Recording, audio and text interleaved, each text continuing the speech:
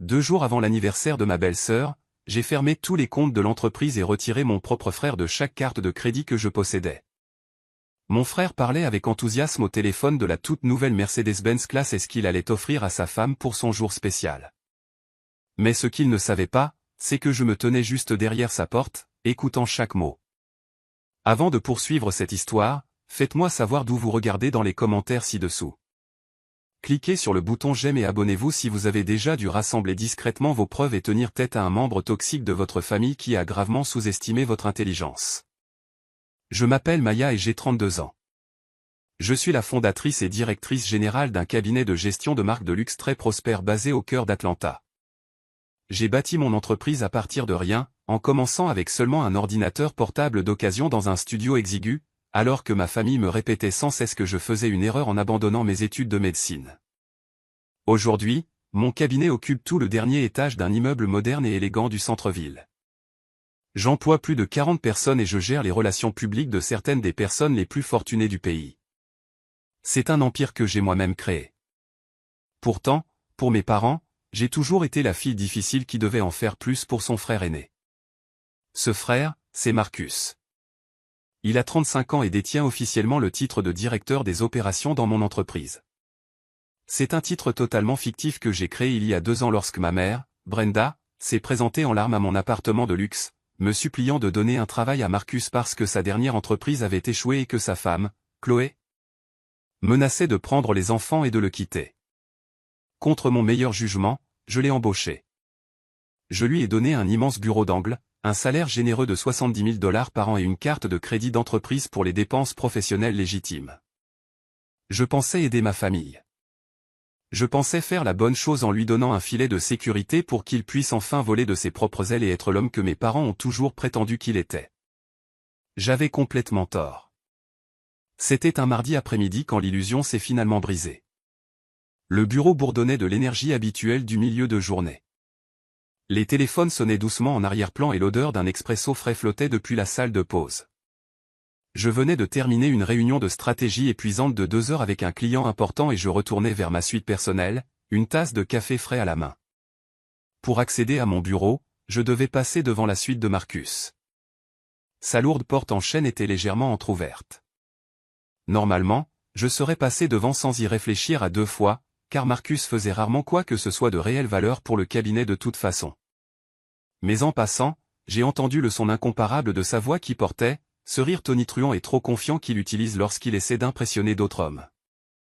Je me suis arrêté. Je n'avais pas l'intention d'écouter aux portes au début, mais ces mots ont filtré par l'entrebâillement de la porte et m'ont cloué sur place. Oui, madame.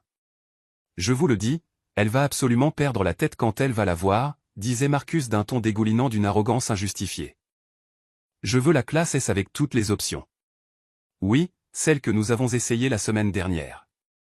Extérieur noir avec l'intérieur en cuir beige macchiato. Rien que le meilleur pour ma reine. Vous savez ce que c'est. Nous, les hommes, nous devons subvenir aux besoins de nos femmes et leur montrer qu'elles sont appréciées. Je me tenais là, dans le couloir moquetté, ma main manucurée serrant ma tasse de café si fort que mes articulations en sont devenues blanches. Mon cerveau essayait de traiter ce que j'entendais. Une Mercedes-Benz Classe S tout équipée est un véhicule de 115 000 $. Marcus gagnait 70 000 $ par an.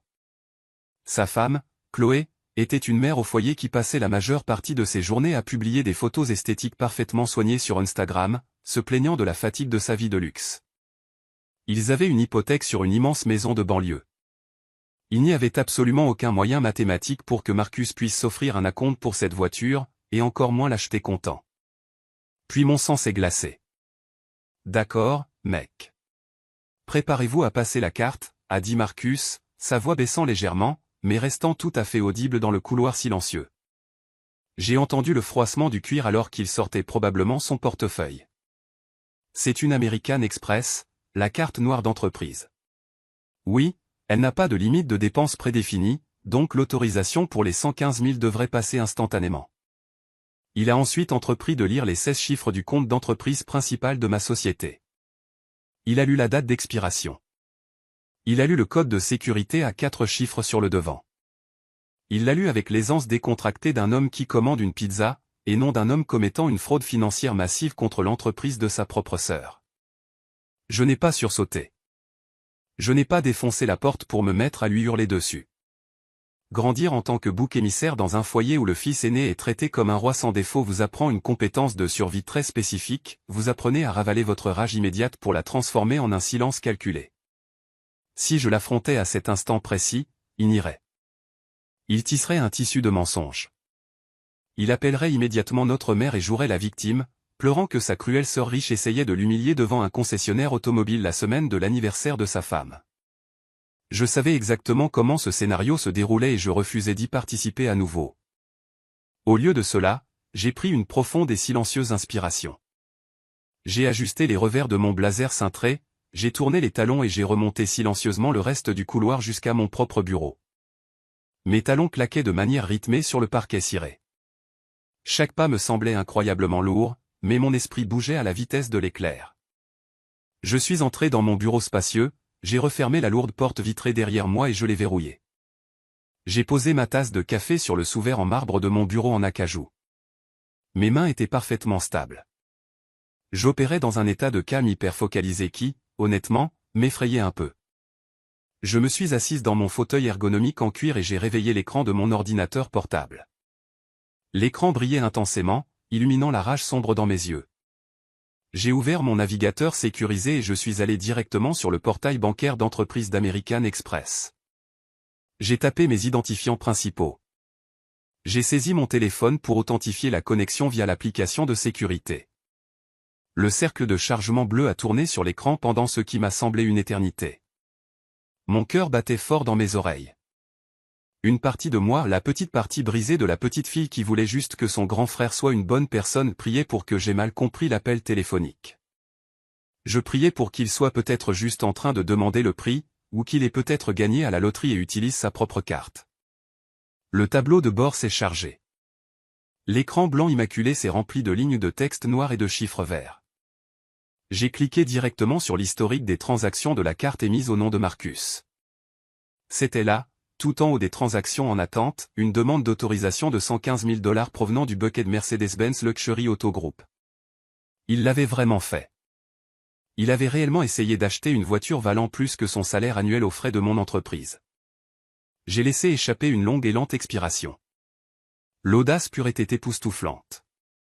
Mais alors que mes yeux parcouraient la suite de la liste des transactions, le souffle m'a manqué à nouveau.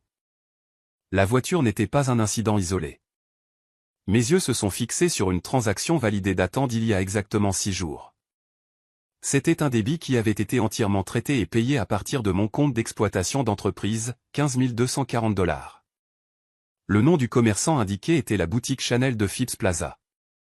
J'ai fixé l'écran jusqu'à ce que les chiffres se brouillent. $15 000. J'ai instantanément repensé au groupe de discussion familiale d'il y a quelques jours. Chloé avait posté un selfie dans un miroir montrant un tout nouveau sac Chanel matelassé en édition limitée. Elle avait écrit en légende à quel point elle était bénie d'avoir un mari qui la gâtait pour son mois d'anniversaire. Ma mère avait répondu avec des émojis en forme de cœur, félicitant Marcus d'être un si merveilleux protecteur. J'avais envoyé un simple emoji pouce levé parce que j'étais trop occupé à travailler 14 heures par jour pour me soucier de ses sacs à main. J'avais payé ce sac. Mes nuits tardives, mes repas sautés, mon stress incessant concernant les salaires et les crises des clients avaient financé son train de vie de luxe. Marcus avait remis mon argent durement gagné à sa femme prétentieuse pour qu'elle puisse parader devant ses amis du country club, prétendant être de la vieille noblesse tout en méprisant secrètement la belle-sœur qui finançait réellement son existence. Un rire sombre et amer s'est échappé de mes lèvres, résonnant dans le silence de mon bureau verrouillé. Il pensait vraiment que j'étais stupide. Il pensait vraiment que, parce que j'avais toujours maintenu la paix, je ne vérifierais jamais les comptes. Il pensait que la fille tranquille qui dépannait toujours la famille n'était qu'un distributeur automatique de billets sans limite et sans point de rupture. J'ai tendu la main et j'ai posé ma paume à plat contre l'aluminium froid de mon ordinateur portable. La tristesse avait complètement disparu maintenant. La trahison s'était consumée, ne laissant qu'une clarté tranchante comme un rasoir. Ils voulaient jouer avec mon gagne-pain. Ils voulaient utiliser mon empire pour construire leur propre château de pacotille. J'ai cliqué sur l'onglet intitulé Gestion du compte. J'ai passé mon curseur sur le bouton qui disait de suspendre l'utilisateur. Mais je n'ai pas cliqué. Pas encore. Bloquer la carte maintenant ne ferait qu'arrêter l'achat de la voiture. Cela n'apprendrait pas une leçon à Marcus. Cela n'exposerait pas la pourriture au cœur de son mariage, et cela ne montrerait certainement pas à mes parents le vrai visage du fils prodigue qu'ils adoraient. Si Marcus voulait faire un spectacle pour l'anniversaire de Chloé, j'allais m'assurer que ce soit la performance la plus inoubliable de toute sa vie. J'ai fermé le portail bancaire et ouvert un nouveau document sécurisé. Il était temps d'auditer chaque aspect de la vie de mi-frère et de préparer un cadeau d'anniversaire qu'aucun d'entre eux n'oublierait jamais. J'ai appuyé sur le bouton argenté de mon élégant interphone de bureau. Mon assistante a répondu immédiatement. Je lui ai dit d'appeler Marcus et de lui demander de venir dans mon bureau tout de suite. Je n'ai pas dit s'il vous plaît. J'ai fermé le document d'audit, ne laissant qu'un écran vide sur mon moniteur, et j'ai joint mes mains proprement sur la surface de marbre froid de mon bureau. Moins de 2 minutes plus tard, la porte de mon bureau s'est ouverte. Marcus est entré d'un pas assuré, avec ce genre de confiance injustifiée que seul l'enfant chéri et choyé d'une famille toxique peut posséder. Il portait un costume bleu marine sur mesure que j'avais payé. Ses chaussures en cuir coûteuses claquaient sur mon parquet alors qu'il se dirigeait vers le coin salon. Il n'a pas pris la peine de demander pourquoi je l'avais appelé. Il a simplement laissé tomber sa large carrure dans l'un de mes fauteuils d'invité en cuir blanc, a croisé les jambes pour que sa cheville repose sur son genou, et a regardé nonchalamment sa montre en or. « Quoi de neuf, petite sœur » a-t-il demandé avec un sourire narquois et désinvolte. Je savais pertinemment que l'équipe marketing mangeait des salades dans la salle de pause en ce moment même et que Marcus n'avait aucune influence sur le déploiement trimestriel. Mais je n'ai pas mordu à l'hameçon. Je l'ai simplement regardé. J'ai laissé le silence s'étirer. J'ai observé le léger changement dans sa posture alors que le calme dans la pièce commençait à devenir pesant. Le sourire sur son visage a vacillé d'une fraction de seconde avant qu'il ne le masque par un regard de léger agacement. J'ai ouvert mon tiroir du haut, j'ai sorti une simple feuille de papier et je l'ai fait glisser sur la surface lisse de mon bureau.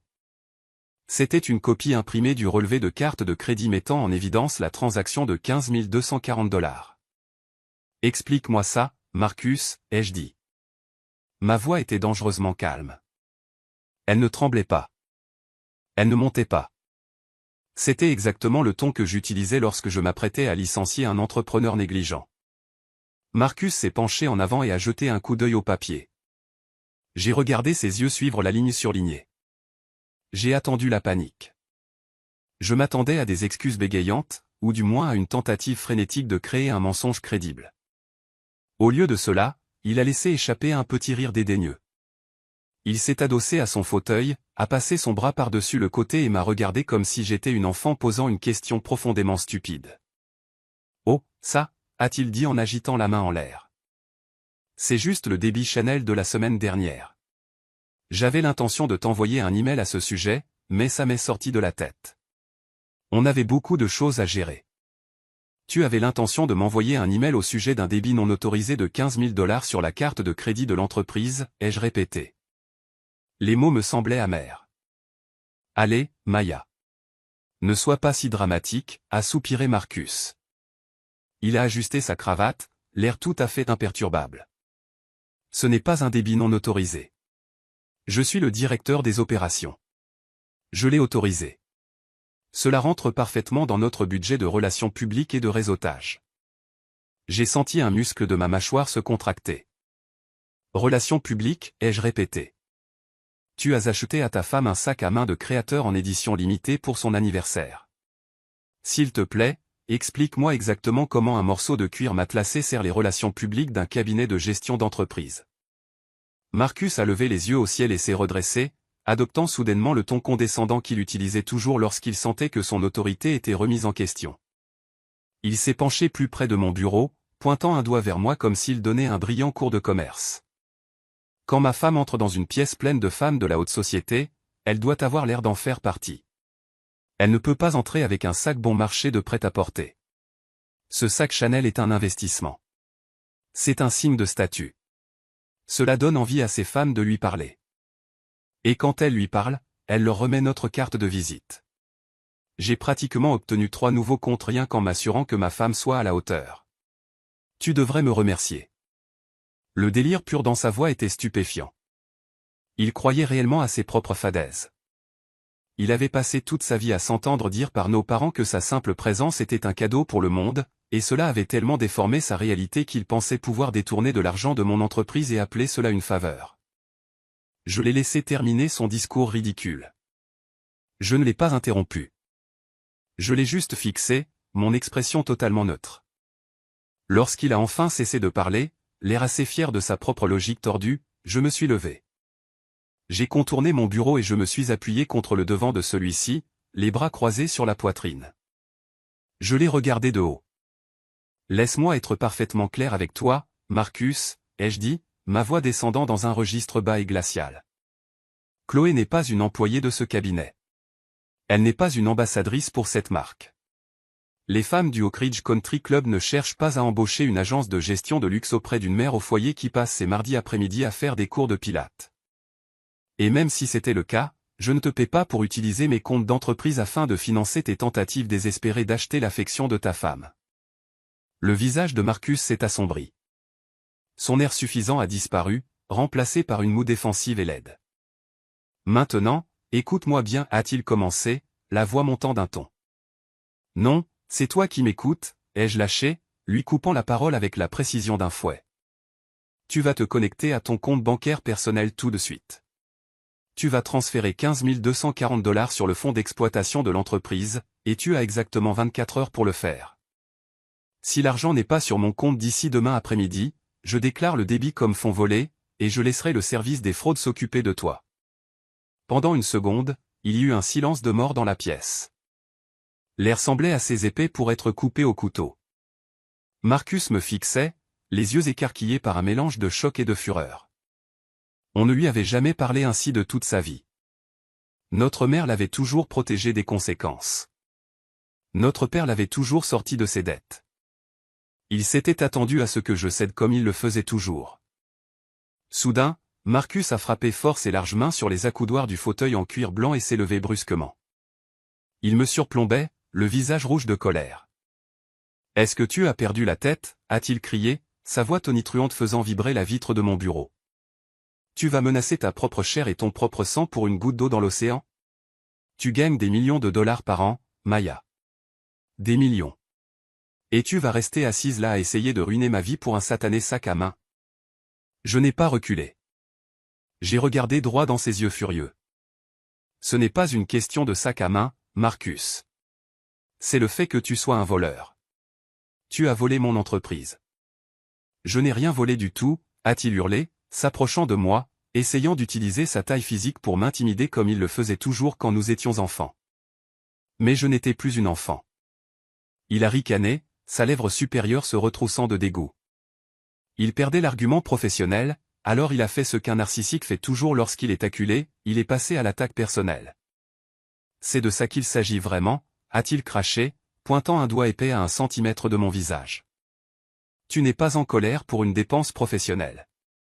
Tu es jalouse. Tu as toujours été jalouse de moi et de Chloé. Tu as 32 ans, assise dans cette boîte de verre géante et vide, toute seule. Tu n'as pas de mari. Tu n'as pas d'enfant. Tu passes chaque instant de ta vie à t'obséder pour cette entreprise parce que c'est la seule chose que tu as. Il a ri, d'un son cruel et dur qui a résonné dans la pièce. Tu nous regardes, Chloé et moi, et ça te tue. Ça te tue absolument que j'ai une femme magnifique qui m'aime et une famille parfaite alors que toi, tu rentres dans un appartement de luxe vide chaque soir. Tu n'es qu'une femme amère et solitaire qui essaie de me punir parce que tu es misérable dans ta propre vie. Je suis resté parfaitement immobile. Le venin dans ses paroles était conçu pour me briser. C'était exactement le même discours que ma mère utilisait contre moi depuis des années et l'idée que le succès d'une femme ne signifiait absolument rien si elle ne servait pas un homme. Il croyait vraiment que mon indépendance était une tragédie au lieu d'un triomphe. Marcus se tenait là, respirant lourdement, attendant les larmes. Il attendait que je m'effondre et que je m'excuse. Il attendait la crise émotionnelle qui lui permettrait de prendre le contrôle de la situation et de sortir par la porte sans me verser un seul centime. Mais les larmes ne sont pas venues. Au lieu de cela, j'ai senti un sourire froid et serein s'étirer sur mon visage. J'ai regardé l'homme qui partageait mon ADN, l'homme qui venait d'insulter toute mon existence pour justifier son vol. 24 heures, Marcus, ai-je chuchoté doucement. Pas une minute de plus. Marcus m'a lancé un regard noir, une veine battant sur son front. Il s'est retourné, a ouvert violemment la lourde porte en chêne et a quitté mon bureau en trombe, laissant la vitre claquer derrière lui. Je l'ai regardé marcher dans le couloir à travers les parois de verre. Il ne savait pas qu'en s'attaquant à ma vie personnelle, il venait de signer son propre arrêt de mort financière. Je suis retourné à mon bureau et j'ai ramassé le reçu imprimé. Le délai de 24 heures était un test.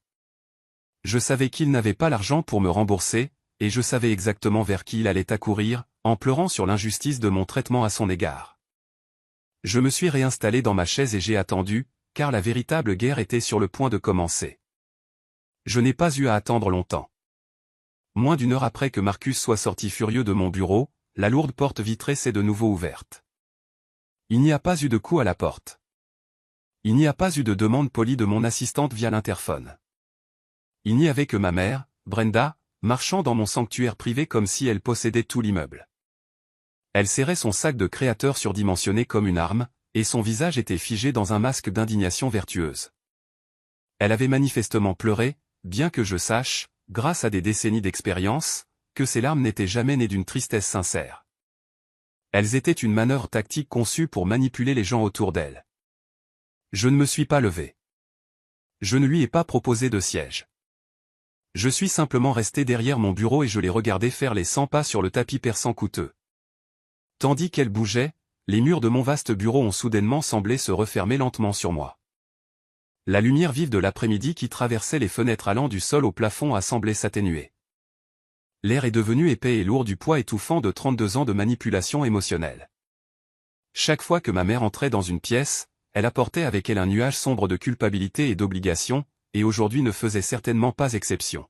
« Qu'est-ce qui ne va pas chez toi, Maya ?» a-t-elle exigé, sa voix montant dans les aigus avec un outrage fabriqué. Elle a arrêté de marcher et m'a foudroyé du regard à travers le bureau en acajou. J'étais à l'autre bout de la ville en train de déjeuner avec mes amis quand Marcus m'a appelé pratiquement en larmes. Il m'a dit que tu avais menacé d'appeler la police. Il m'a dit que tu essayais de ruiner son mariage juste avant l'anniversaire de sa femme. As-tu complètement perdu la tête ? Je me suis adossé à ma chaise et j'ai croisé les mains sur mes genoux. Marcus a 35 ans, ai-je dit d'une voix calme et assurée. S'il a un problème avec une décision commerciale que j'ai prise, il est tout à fait capable de le gérer lui-même. Il n'a pas besoin d'appeler sa mère pour qu'elle vienne dans mon bureau mener ses combats à sa place. Et pour information, je n'ai pas menacé de ruiner son mariage. Je lui ai dit qu'il avait 24 heures pour rendre les 15 000 $ qu'il a volés à mon entreprise. Il n'a rien volé, a hurlé Brenda, frappant de sa main le dossier de la chaise d'invité en cuir blanc.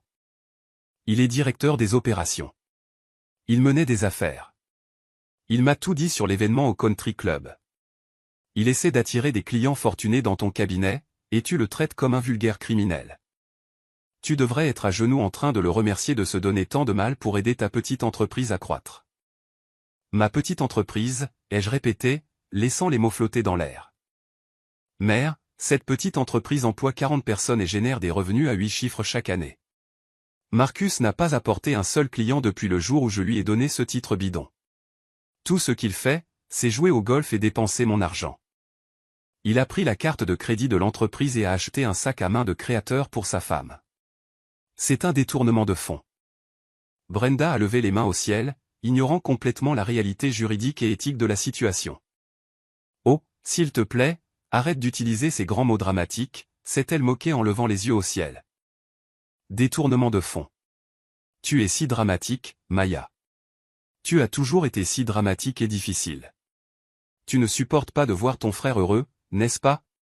Tu ne supportes pas le fait qu'il ait une femme belle et aimante pendant que tu restes ici, dans cette tour de verre, toute seule. Elle s'est approchée du bureau, se penchant au-dessus pour envahir mon espace personnel. L'odeur de son parfum floral entêtant m'a submergé, me soulevant le cœur. Elle a baissé la voix, adoptant un ton qui était à la fois suppliant et incroyablement condescendant. Tu dois voir les choses dans leur ensemble, Maya, a-t-elle dit, les yeux écarquillés par une conviction désespérée. Je l'ai fixé. La profondeur abyssale de son complexe d'infériorité intériorisée était stupéfiante. Elle croyait vraiment que notre valeur en tant qu'être humain était dictée par notre proximité avec une famille blanche de banlieue. Elle croyait que le mariage de Marcus avec Chloé était une sorte de grande réussite qui exigeait un tribut financier constant pour être maintenu. Et pire que tout, elle croyait que ma richesse durement gagnée n'était rien de plus qu'un fonds commun destiné à subventionner son besoin pathétique de validation sociale. Le silence dans la pièce s'est étiré, froid et tranchant comme une lame de rasoir. J'ai regardé la femme qui m'avait donné naissance. J'ai pensé à toutes les années passées à essayer désespérément de gagner son approbation. J'ai pensé à mes bulletins scolaires remplis de A qui étaient ignorés parce que Marcus avait réussi à s'en sortir avec une moyenne de C. J'ai pensé à ma remise de diplôme universitaire où elle avait passé toute la cérémonie à se plaindre de la chaleur tout en se vantant auprès de son voisin du nouvel emploi de débutant de Marcus. J'avais passé toute ma vie affamé d'une fraction de la fierté qu'elle déversait librement sur mon frère. Mais en la regardant en ce moment même, je ne me sentais plus affamé. Je me sentais juste complètement, totalement lassé. Je me suis levé lentement. J'ai posé mes deux mains à plat sur le bureau et je me suis penché en avant, imitant sa posture, mais dominant l'espace avec une autorité calme et terrifiante. Laisse-moi te dire exactement pourquoi je chipote pour quelques dollars, ai-je dit, ma voix descendant à un murmure dur qui la fit tressaillir. J'ai pris une inspiration, capturant son regard. Est-ce que tu te souviens de ce que toi et papa faisiez pendant que j'étais affamé à bâtir cet empire? Est-ce que tu te souviens de ce que Marcus et sa femme blanche respectable faisaient? Brenda a ouvert la bouche pour parler, mais aucun son n'est sorti. Elle a fait un petit pas en arrière, s'éloignant du bureau. Je vais te dire ce que vous faisiez, ai-je continué, contournant le bureau pour me tenir directement devant elle. Marcus et Chloé s'envolaient pour Aspen pour un séjour de ski de luxe, et toi et papa le financier. Mais le meilleur, maman, le meilleur du meilleur, c'est que tu as financé leurs vacances en utilisant les 20 000 dollars que je t'avais envoyés pour rembourser tes dettes médicales. J'ai vidé mon fonds d'urgence parce que tu pleurais au téléphone en me disant que les agences de recouvrement allaient saisir votre maison, et au lieu de payer tes factures, tu as donné mon argent à Marcus pour qu'il puisse impressionner la famille de Chloé sur les pistes de ski. Le visage de Brenda s'est vidé de ses couleurs. Elle a détourné le regard, incapable de soutenir le mien. C'était différent, a-t-elle bégayé, la voix tremblante.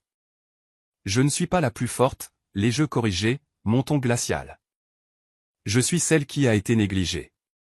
Je suis celle que vous avez laissée se débrouiller seule pendant que vous déversiez toutes vos ressources sur un fils qui n'a jamais rien accompli par lui-même.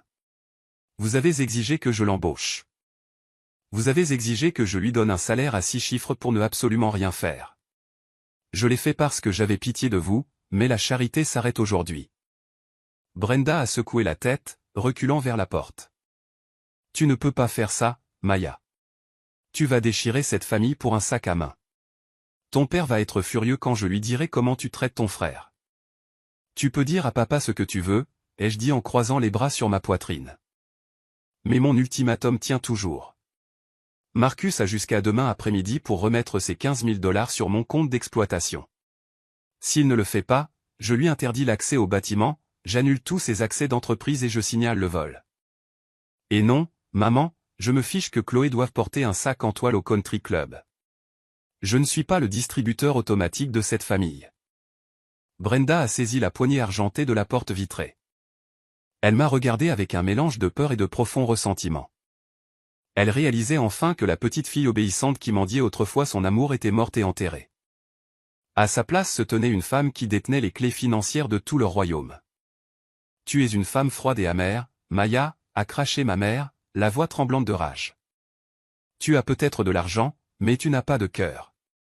Dieu te punira pour avoir tourné le dos à ton propre sang. Elle a ouvert la porte brusquement et est sortie en trombe, la laissant se refermer derrière elle avec un bruit sourd. Je suis resté au milieu de mon bureau, écoutant le cliquetis rapide de ses talons s'estomper dans le couloir. Je savais qu'elle se dirigeait directement vers sa voiture pour appeler mon père, et je savais exactement ce qui allait se passer ensuite. Ils allaient essayer de me tendre une embuscade lors du traditionnel dîner du dimanche. Ils allaient essayer de m'humilier pour me soumettre devant toute la famille élargie. Je suis retourné à mon bureau, j'ai pris ma tasse de café et j'ai bu une gorgée lente et délibérée. Le café était glacé, mais je m'en fichais. J'ai sorti mon téléphone et j'ai envoyé un message rapide au comptable judiciaire privé que j'avais engagé plus tôt ce matin-là. Je lui ai dit d'accélérer l'audit de tout l'historique financier de Marcus, y compris ses déclarations d'impôts personnels et ses documents hypothécaires. Si ma famille voulait déclarer la guerre pour un sac à main de créateur, elle n'avait absolument aucune idée du genre d'armes que j'allais apporter sur le champ de bataille. Le dîner du dimanche chez mes parents était une véritable institution. C'était une performance hebdomadaire où chacun se voyait attribuer un rôle spécifique et où tout écart par rapport au scénario était strictement interdit. L'allée de leur vaste maison de banlieue était toujours pleine de voitures dès 15 heures. Quand j'ai franchi la lourde porte d'entrée en acajou, l'odeur familière du chou cavalier, du macaroni au fromage au four et du poulet frit m'a immédiatement frappé. En temps normal, ce serait une odeur profondément réconfortante qui me rappellerait mon enfance. Aujourd'hui, cependant, cela sentait simplement le piège. Je savais que ma mère avait déjà appelé mon père, et je savais qu'il prévoyait d'utiliser ce rassemblement de notre famille élargie pour me forcer à me soumettre. Je suis entré dans le salon bondé et j'ai salué mes tantes, oncles et cousins. Le niveau sonore était élevé, rempli de rires et de conversations croisées. J'ai pris place sur le bord du canapé, sirotant un verre de thé glacé, et j'ai attendu. Je n'ai pas eu à attendre longtemps. Une demi-heure plus tard, la porte d'entrée s'est de nouveau ouverte, et le couple doré a fait son entrée triomphale. Marcus est entré le torse bombé, portant un pull décontracté mais coûteux et une paire de mocassins de créateur. Juste à côté de lui se tenait Chloé. Elle portait une robe d'été blanche immaculée qui semblait bien trop formelle pour un dîner de famille dominical, mais c'était l'accessoire sur son épaule qui commandait toute la pièce. Suspendu à une chaîne en or étincelante reposant parfaitement sur sa hanche se trouvait le sac Chanel à rabat de 15 000 $, le sac exact que mon compte d'exploitation d'entreprise avait payé seulement 6 jours auparavant. Ma mère, Brenda, s'est immédiatement précipitée vers eux. « Oh mon Dieu, Chloé, regarde ce sac magnifique » a roucoulé ma mère, sa voix artificiellement forte pour que tout le monde dans le salon se tourne et regarde. « Marcus, tu la gâtes trop. » Chloé a laissé échapper un rire léger et délicat et a écarté une mèche de cheveux blonds derrière son oreille. « Je sais, Brenda, » a-t-elle dit, souriant à mon frère avec une adoration exercée. Je lui ai dit que c'était trop, mais tu sais comment est Marcus. Il insiste pour me traiter comme une reine. J'ai observé tout l'échange de ma place sur le canapé. Je n'ai pas scié. Je n'ai pas froncé les sourcils. J'ai juste pris une lente gorgée de mon thé glacé et j'ai observé l'audace pure du théâtre qui se jouait devant moi. Marcus a croisé mon regard depuis l'autre bout de la pièce. Pendant une fraction de seconde, un éclair d'hésitation nerveuse a traversé son visage, mais il l'a rapidement masqué par un sourire provocateur. Il pensait vraiment avoir gagné. Il pensait que parce que nous étions entourés par la famille, je n'oserais jamais mentionner l'ultimatum que je lui avais donné dans mon bureau. Il pensait que la pression sociale du dîner du dimanche effacerait magiquement sa dette. Quand il fut temps de manger, nous sommes tous passés dans la salle à manger formelle. La longue table en acajou était couverte de plats fumants. Selon une tradition familiale tacite, mon père, Derek, siégeait en bout de table. Marcus, en tant que fils unique, était assis directement à sa droite. Chloé était assise à côté de Marcus, me laissant prendre place plus bas à table entre ma vieille tante et un cousin adolescent. C'était une représentation physique de la hiérarchie familiale, les hommes et la belle-fille blanche au sommet, et la fille noire qui a réussi reléguée sur la touche. Pendant les 20 premières minutes, la conversation portait sur les ragots familiaux habituels. Mais à mesure que les assiettes commençaient à se vider, l'atmosphère dans la pièce a subtilement changé. Ma mère m'a lancé un regard pointu vers le bas de la table puis a souri chaleureusement à Chloé. « Alors, Chloé, » a dit ma mère, la voix mielleuse. « Es-tu prête pour ta grande semaine d'anniversaire ?»« Oh, je suis tellement excitée » a rayonné Chloé, ramassant son verre de vin. Marcus s'est montré tellement mystérieux ces derniers temps. Je sais qu'il a prévu quelque chose d'incroyable. Elle a bu une gorgée de son vin puis a tourné ses yeux bleu pâle directement vers moi. Son sourire restait fixé sur son visage, mais l'énergie derrière lui est devenue tranchante et calculatrice. « Je t'admire tellement, Maya, » a dit Chloé, se penchant légèrement pour que sa voix porte jusqu'au bout de la table. « Vraiment. Je te regarde et je me dis à quel point tu dois être épuisée tout le temps. Les femmes de couleur comme toi doivent travailler 3 fois plus dur que tout le monde juste pour avoir une place à table. Ça doit être tellement épuisant de devoir constamment prouver ta valeur au monde de l'entreprise, de se battre avec des entrepreneurs et de gérer toute cette énergie masculine chaque jour. » La salle à manger est devenue complètement silencieuse. Les fourchettes ont cessé de teinter contre les assiettes en porcelaine. Tout le monde à table a reconnu l'insulte méticuleusement enveloppée dans le compliment. C'était une micro-agression de Manuel. Chloé a soupiré de manière dramatique et a placé une main gracieusement sur son cœur. J'ai juste une chance incroyable, a-t-elle continué, sa voix douce et condescendante. Ma mère a hoché vigoureusement la tête en signe d'accord, un air de satisfaction suffisant envahissant son visage. Elle était ravie que Chloé fasse le sale boulot pour elle. J'ai posé ma fourchette sur mon assiette. Le silence dans la pièce était lourd, chargé d'anticipation. Mes cousins regardaient leurs genoux, refusant d'établir un contact visuel. Ils attendaient que j'explose. Ils attendaient que le stéréotype de la femme noire en colère émerge pour pouvoir me manipuler et me dire que j'étais trop sensible. Mais j'avais passé des années à maîtriser mes émotions dans des conseils d'administration à enjeux élevés. Chloé n'était absolument pas de taille. J'ai pris ma serviette en tissu, j'ai tamponné les coins de ma bouche et je l'ai regardée avec un sourire serein et sans effort. C'est vrai, Chloé, ai-je dit, ma voix parfaitement modulée et calme. Je travaille effectivement très dur, mais la beauté de construire sa propre table à partir de rien, c'est qu'on n'a jamais à demander la permission à qui que ce soit pour s'asseoir. On n'a jamais à attendre qu'un homme nous invite dans la pièce. Et plus important encore, on n'a jamais à vivre dans la peur que quelqu'un nous retire notre chaise parce qu'il en a marre de payer pour elle. Je dors merveilleusement bien la nuit, sachant que ma paix n'appartient qu'à moi. Le sourire de Chloé a fléchi. Ses yeux se sont tournés nerveusement vers Marcus pendant une fraction de seconde.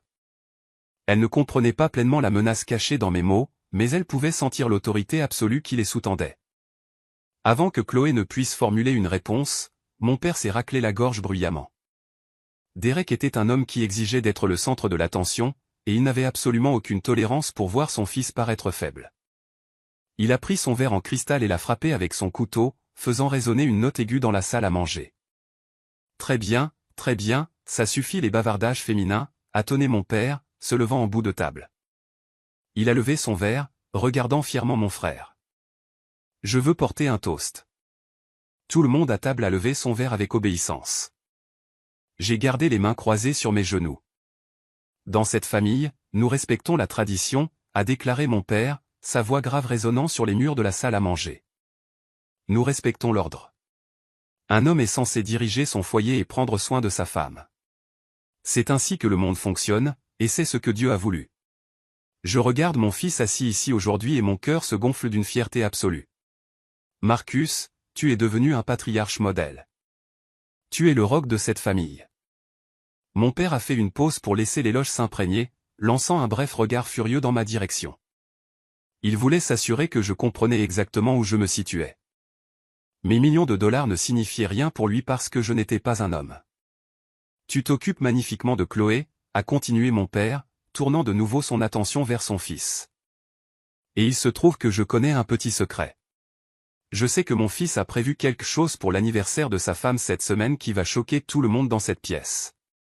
Il va prouver une fois de plus ce qu'un vrai homme fait pour la femme qu'il aime.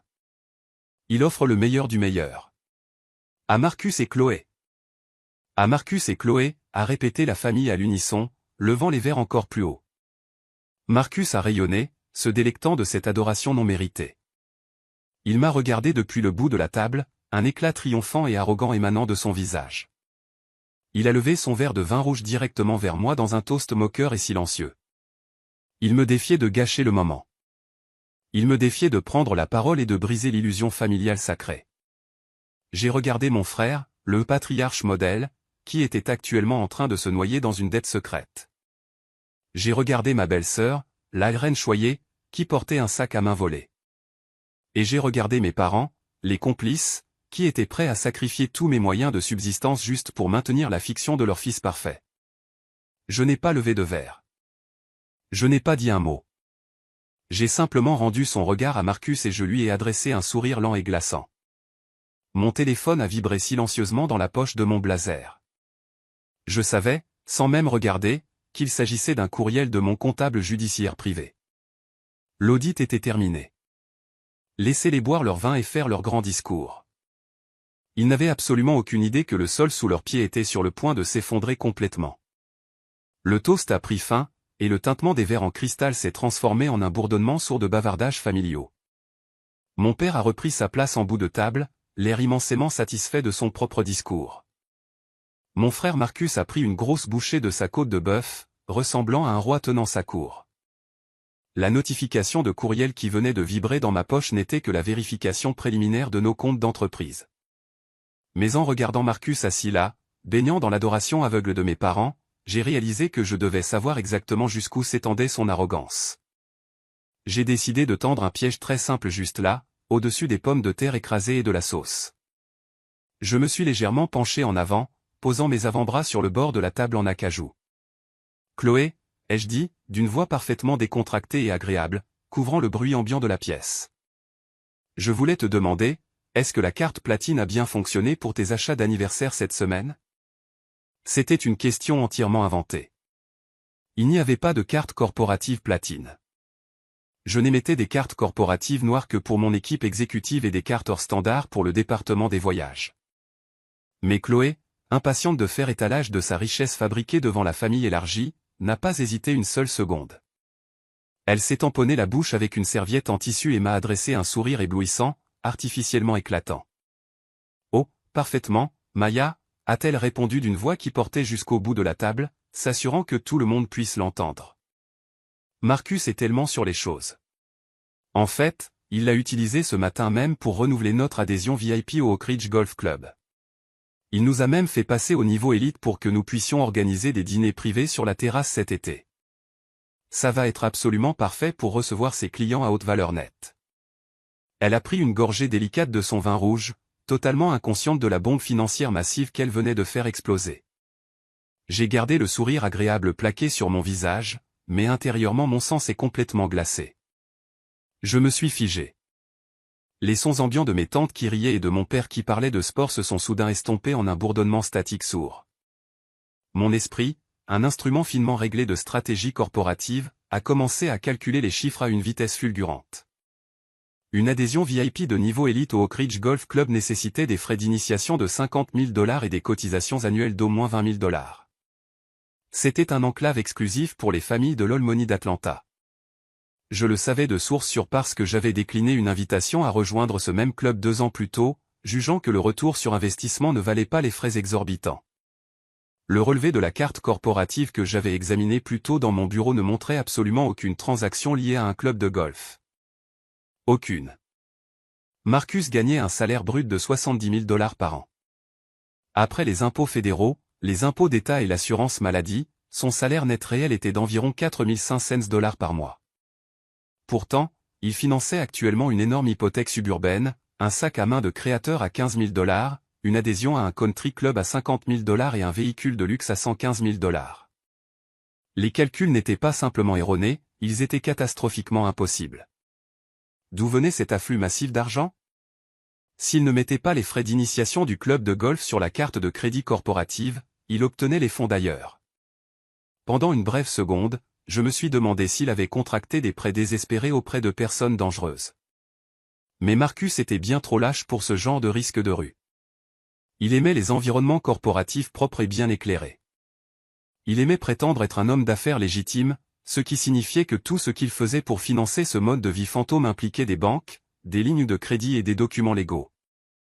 Et puisque son score de crédit personnel avait été complètement détruit par ses entreprises ratées 3 ans plus tôt, il ne restait qu'une seule entité dans son cercle immédiat qui possédait l'historique financier impeccable requis pour obtenir ce genre de financement massif, ma société. Le reste du dîner s'est déroulé dans un flou surréaliste. J'ai mangé mécaniquement et offert des hochements de tête polis quand on me parlait, mais mon esprit était déjà 10 étapes en avant, traçant les coordonnées exactes de sa destruction. J'ai regardé ma mère placer une portion supplémentaire de coblé aux pêches devant Marcus, lui tapotant affectueusement l'épaule. J'ai regardé mon père lui demander conseil sur un portefeuille d'actions, comme si Marcus savait réellement la différence entre un fonds commun de placement et une obligation du trésor. Ils étaient complètement aveuglés par leur besoin désespéré de voir l'héritier mal réussir. Il permettait à un monstre financier d'exister, et il n'en avait absolument aucune idée. Dès que le dessert a été terminé, je me suis levé et j'ai lissé mon blazer sur mesure. J'ai présenté mes excuses à la pièce et annoncé que j'avais un appel de conférence tôt le matin avec un client international et que je devais rentrer. Chloé a offert une moue faussement compatissante, me disant de ne pas trop travailler et me rappelant qu'une femme a besoin de son sommeil de beauté. Marcus n'a même pas levé les yeux de son téléphone, se contentant d'un geste dédaigneux de la main. Le trajet de retour vers mon Pentouse dans le centre d'Atlanta s'est fait en silence. Je n'ai pas allumé la radio. La ligne d'horizon scintillante de la ville défilait derrière mes vitres teintées dans un flou de néons et de lampadaires.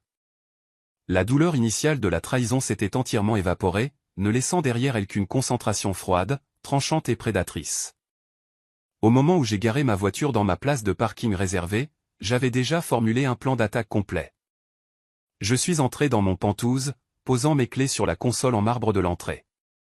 Les immenses fenêtres du sol au plafond offraient une vue panoramique sur la ville que j'avais conquise par mon propre sang, ma sueur et mes larmes. Je me suis servi un généreux verre de Cabernet Sauvignon et me suis dirigé vers mon sofa en velours au centre de l'immense salon. L'isolement silencieux de mon appartement, que ma famille moquait constamment comme un signe tragique de ma solitude, était en réalité ma plus grande source de pouvoir. Dans le silence absolu, je pouvais penser clairement. Je pouvais voir toutes les pièces mobiles sur l'échiquier. Je me suis assise, posant le verre de vin sur la table basse en verre, et j'ai ouvert mon ordinateur portable. Les lumières de la ville illuminaient la pièce autour de moi, projetant de longues ombres mouvantes sur les murs tandis que je commençais à reconstituer la chronologie.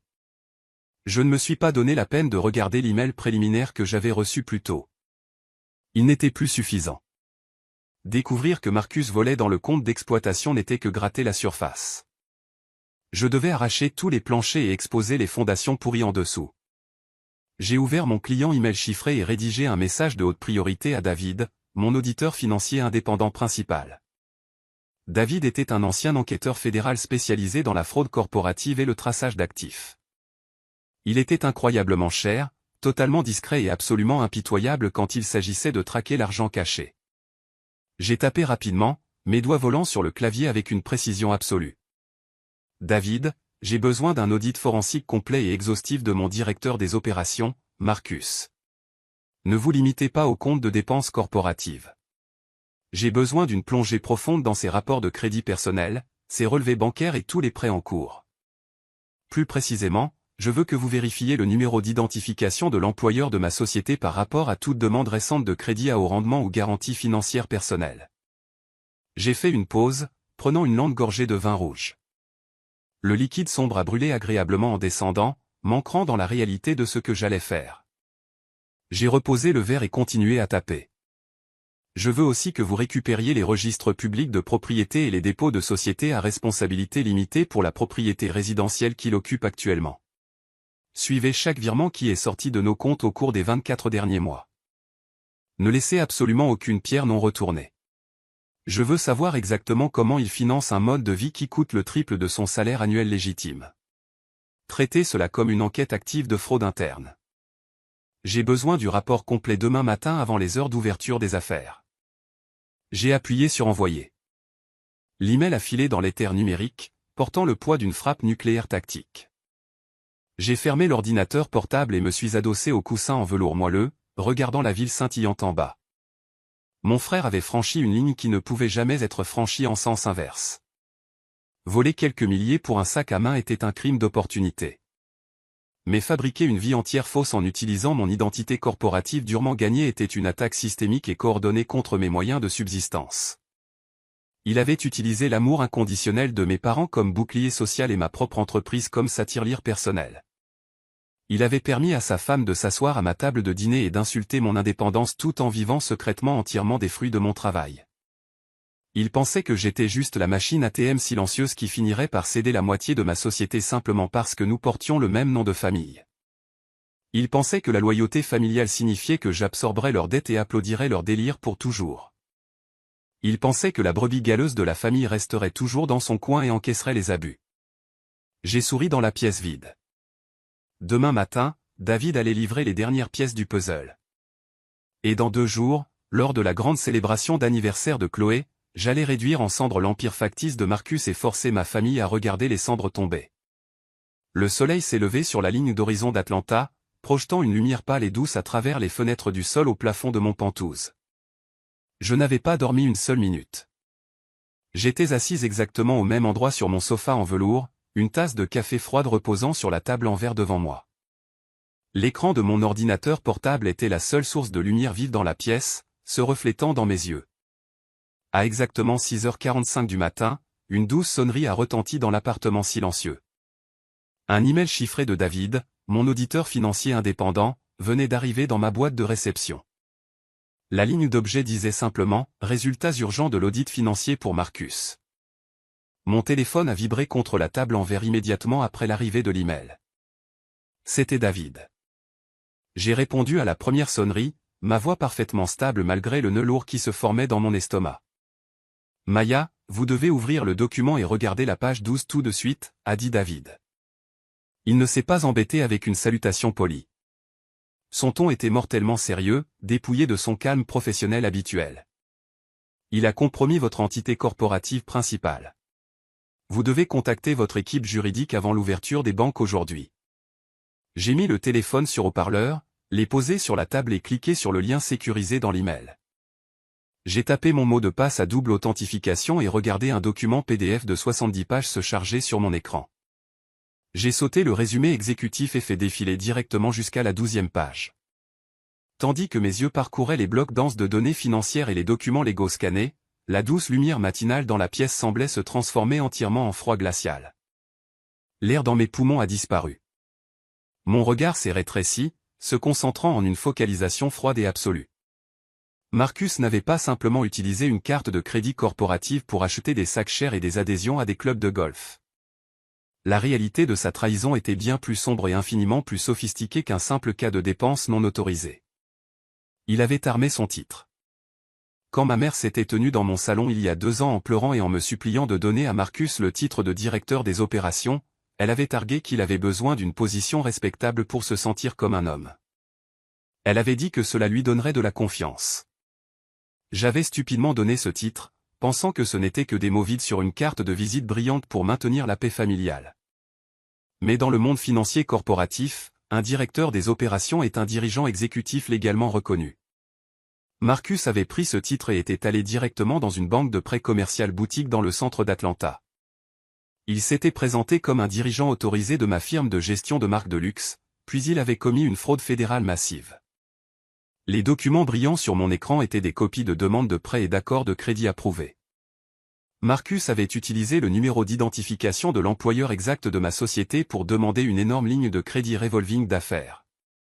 Mais il ne s'est pas arrêté là.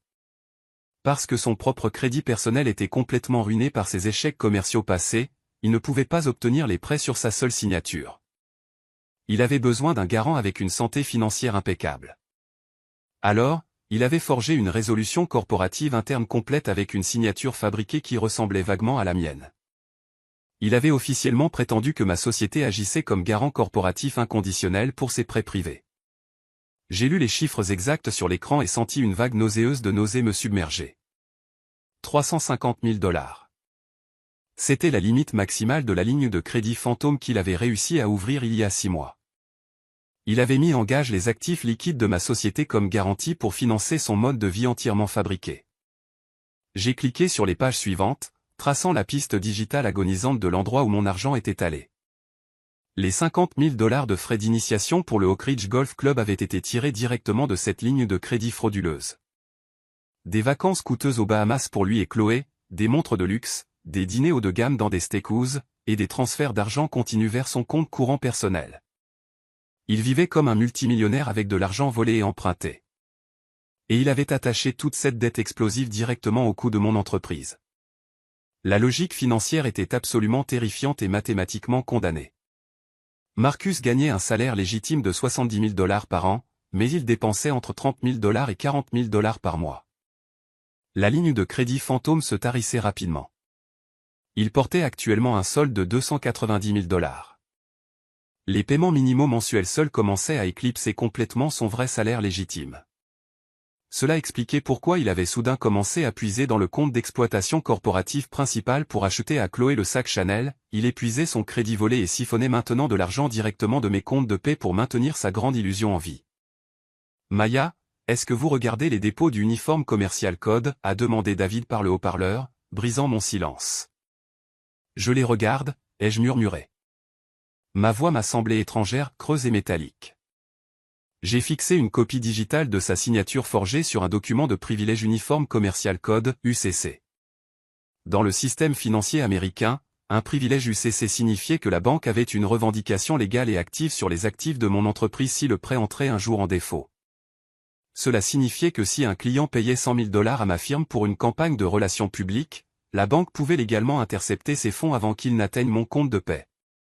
Marcus était actuellement en retard de 30 jours sur son dernier paiement. Il jouait avec l'œuvre de ma vie. Mon entreprise n'était pas juste un projet de vanité ou un passe-temps.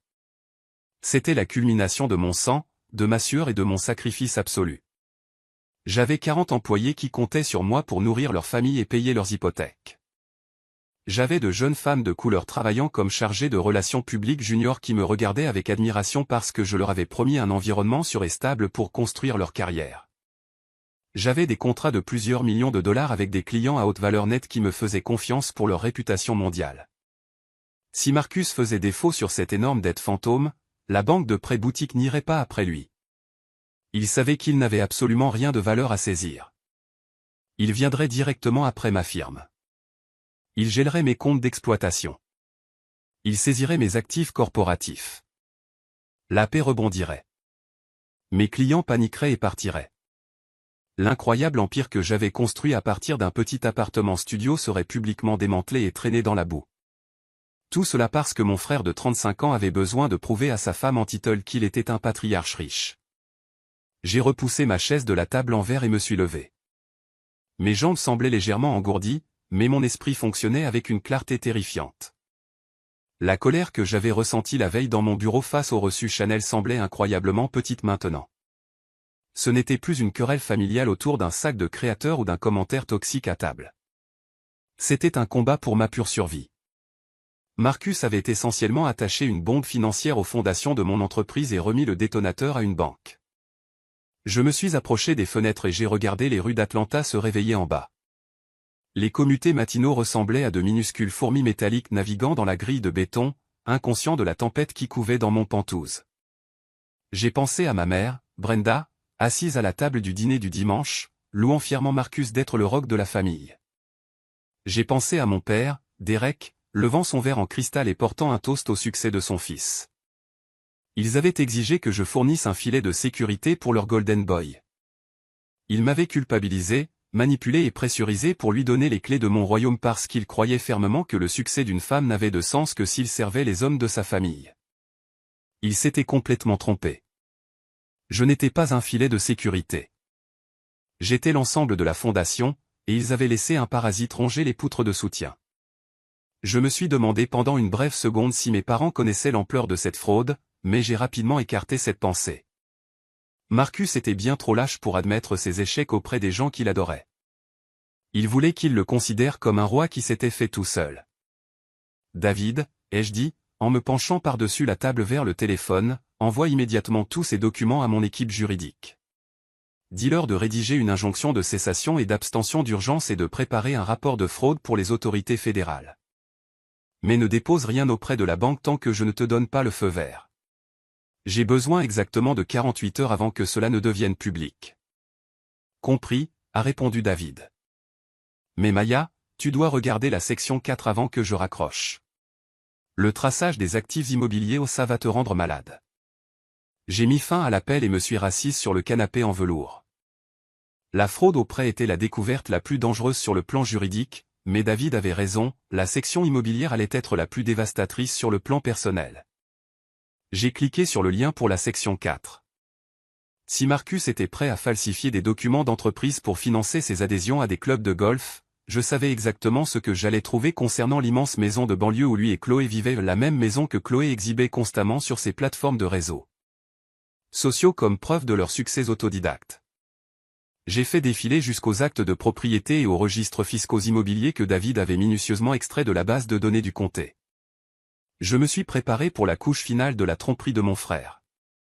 Mes yeux se sont détournés de l'écran lumineux de mon ordinateur portable et se sont posés sur la grande peinture abstraite accrochée au mur du fond de mon salon. C'était une immense toile remplie d'un mélange chaotique de lignes rouges vives et d'ombres noires profondes. Je l'avais achetée il y a quelques années parce qu'elle me rappelait que la réalité est souvent une question de perspective. Mais en la regardant maintenant dans l'isolement silencieux de mon Penthouse, la peinture semblait une représentation parfaite de ma famille, une illusion emmêlée et désordonnée conçue pour paraître belle de loin, mais entièrement chaotique quand on s'en approche assez pour voir les détails. J'ai pris une profonde inspiration, tourné la tête et regardé à nouveau l'écran de l'ordinateur. J'ai cliqué pour ouvrir les registres de propriété du comté et les dépôts de société à responsabilité limitée que David avait joints. S'il y avait une chose que Chloé aimait plus que son sac Chanel volé, c'était l'immense manoir de luxe en banlieue où elle vivait. C'était une propriété stupéfiante de 5 chambres située dans une communauté fermée très exclusive au nord de la ville. La maison comportait des plafonds voûtés vertigineux, une cuisine de chef sur mesure avec des plans de travail en marbre importé, et un magnifique jardin paysager avec une piscine chauffée à l'eau salée. C'était le joyau absolu de l'empire fabriqué de Marcus et Chloé. Chloé traitait cette maison comme un plateau de tournage pour ses diffusions quotidiennes sur les réseaux sociaux. Chaque matin, elle postait de magnifiques photos bien éclairées d'elle-même en train de siroter un café artisanal sur l'îlot de la cuisine en marbre. Elle écrivait de longues légendes moralisatrices sur le pouvoir du travail acharné et l'importance de manifester sa vie de rêve. Elle utilisait constamment des hashtags comme self-made, blessed et bosswife. Elle postait des vidéos donnant des visites du grand hall d'entrée, parlant longuement des choix de décoration intérieure qu'elle et Marcus avaient soi-disant fait ensemble. Elle jouait le rôle de la matriarche aisée de banlieue à la perfection, regardant de haut quiconque n'avait pas une esthétique assortie. Mais le texte noir et austère sur l'acte de propriété du comté affichait une réalité complètement différente. Le propriétaire légal du manoir de banlieue d'1 million de dollars n'était pas Marcus. Ce n'était pas Chloé. La propriété était officiellement attribuée à une entité corporative nommée Horizon Vanguard Holdings LLC.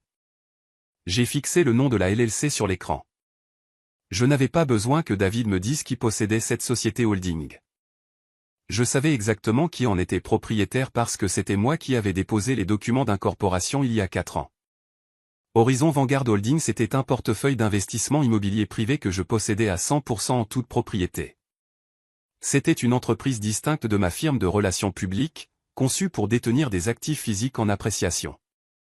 J'étais la propriétaire légale du manoir.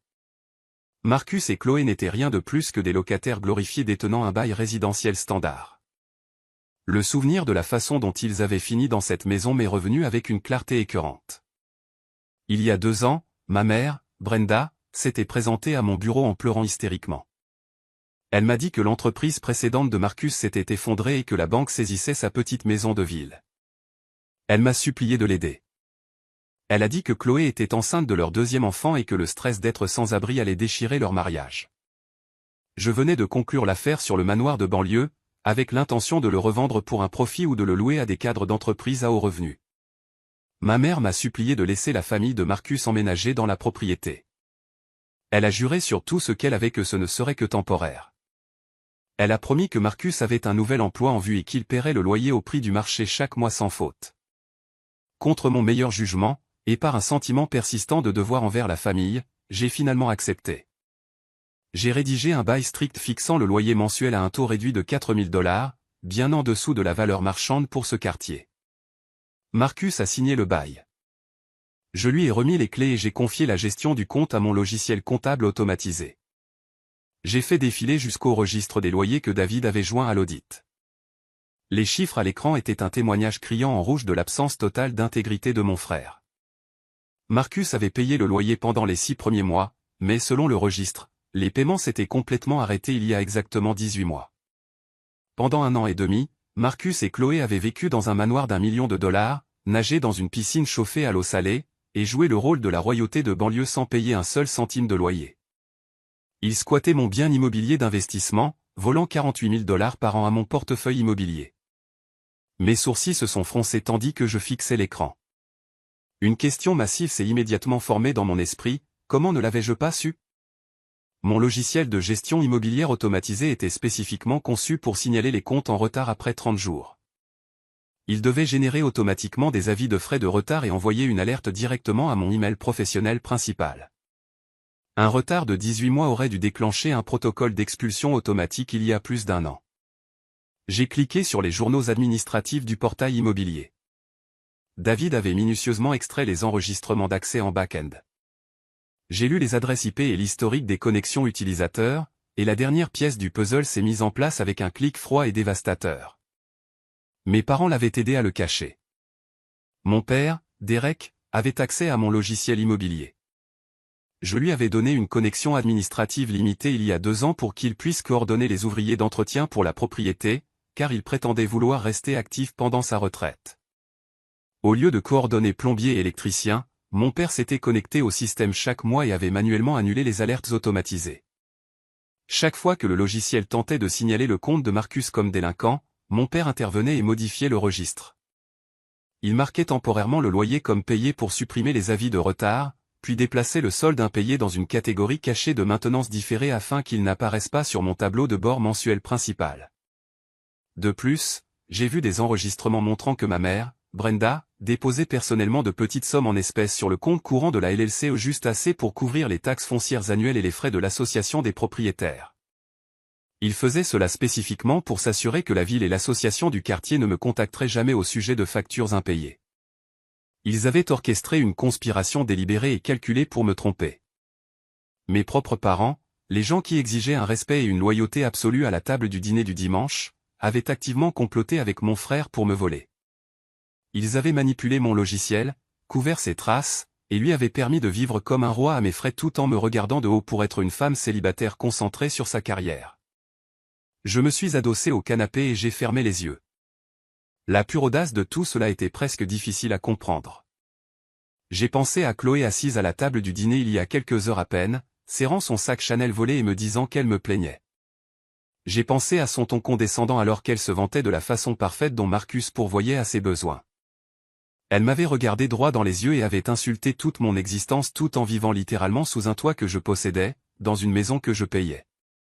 Elle jouait à la maison dans un manoir entièrement construit par le sang et la sueur de la belle-sœur noire qu'elle méprisait secrètement.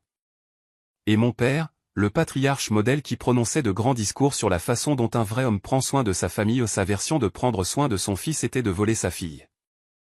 Il avait compromis sa propre intégrité pour protéger un homme de 35 ans qui refusait de subvenir à ses propres besoins dans le monde. Ils étaient tous complices. Chacun d'eux était un parasite se nourrissant de l'empire que j'avais bâti. J'ai ouvert les yeux, et la tristesse avait complètement disparu. Le sentiment persistant d'obligation familiale, la petite voix dans ma tête qui m'avait toujours poussé à être la plus grande personne, à maintenir la paix et à pardonner, était définitivement réduite au silence. Il n'y avait plus rien à sauver ici. Il n'y avait pas de malentendu à dissiper ni d'excuses qui pourraient jamais réparer ce niveau de trahison calculé. Ils voulaient jouer à la guerre corporative. Ils voulaient utiliser des failles juridiques et de faux titres pour voler mon argent. Il était temps pour moi de leur montrer exactement pourquoi j'étais la directrice générale et qu'ils n'étaient rien de plus que des fraudeurs. J'ai à nouveau pris mon téléphone et composé le numéro direct de mon avocat principal en immobilier. Il était tôt, mais je savais qu'il répondrait. Le téléphone a sonné 2 fois avant que sa voix nette et professionnelle ne passe par le haut-parleur. « Bonjour, Maya » a-t-il dit. « Que puis-je faire pour vous à cette heure ? » « J'ai besoin que vous rédigiez un avis d'expulsion formel de 30 jours, ai-je dit, ma voix complètement dénuée d'émotion. Je le veux rédiger immédiatement pour la propriété située dans la communauté fermée d'Oak Ridge. Le locataire est Marcus, et le solde dû est de 72 000 $ en loyers impayés en retard. Compris, a répondu l'avocat. Pas de question. J'aurai les documents prêts pour votre signature à midi. Comment souhaitez-vous qu'ils soient livrés ? J'ai regardé la peinture abstraite sur le mur, suivant les lignes rouges vives des yeux. Je ne vais pas l'envoyer par la poste, ai-je dit, un lent sourire froid se répandant sur mon visage.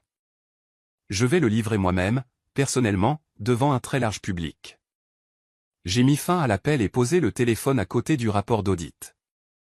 La fraude financière était verrouillée. La tromperie immobilière était pleinement exposée. Il ne restait plus qu'une chose à faire avant la fête d'anniversaire, je devais ouvrir l'ordinateur portable que Marcus avait laissé dans son bureau et découvrir exactement ce qu'il disait sur moi dans mon dos. Je n'ai pas attendu que les heures ouvrables normales commencent. Je me suis changé en un tailleur ajusté et élégant, j'ai pris mes clés et j'ai conduit directement au bureau corporatif. Les rues du centre-ville d'Atlanta étaient presque vides, le ciel d'un gris pâle tandis que le soleil peinait à percer les nuages du petit matin. J'ai badgé ma carte maîtresse à l'ascenseur privé des cadres et je suis monté jusqu'au dernier étage dans un silence total.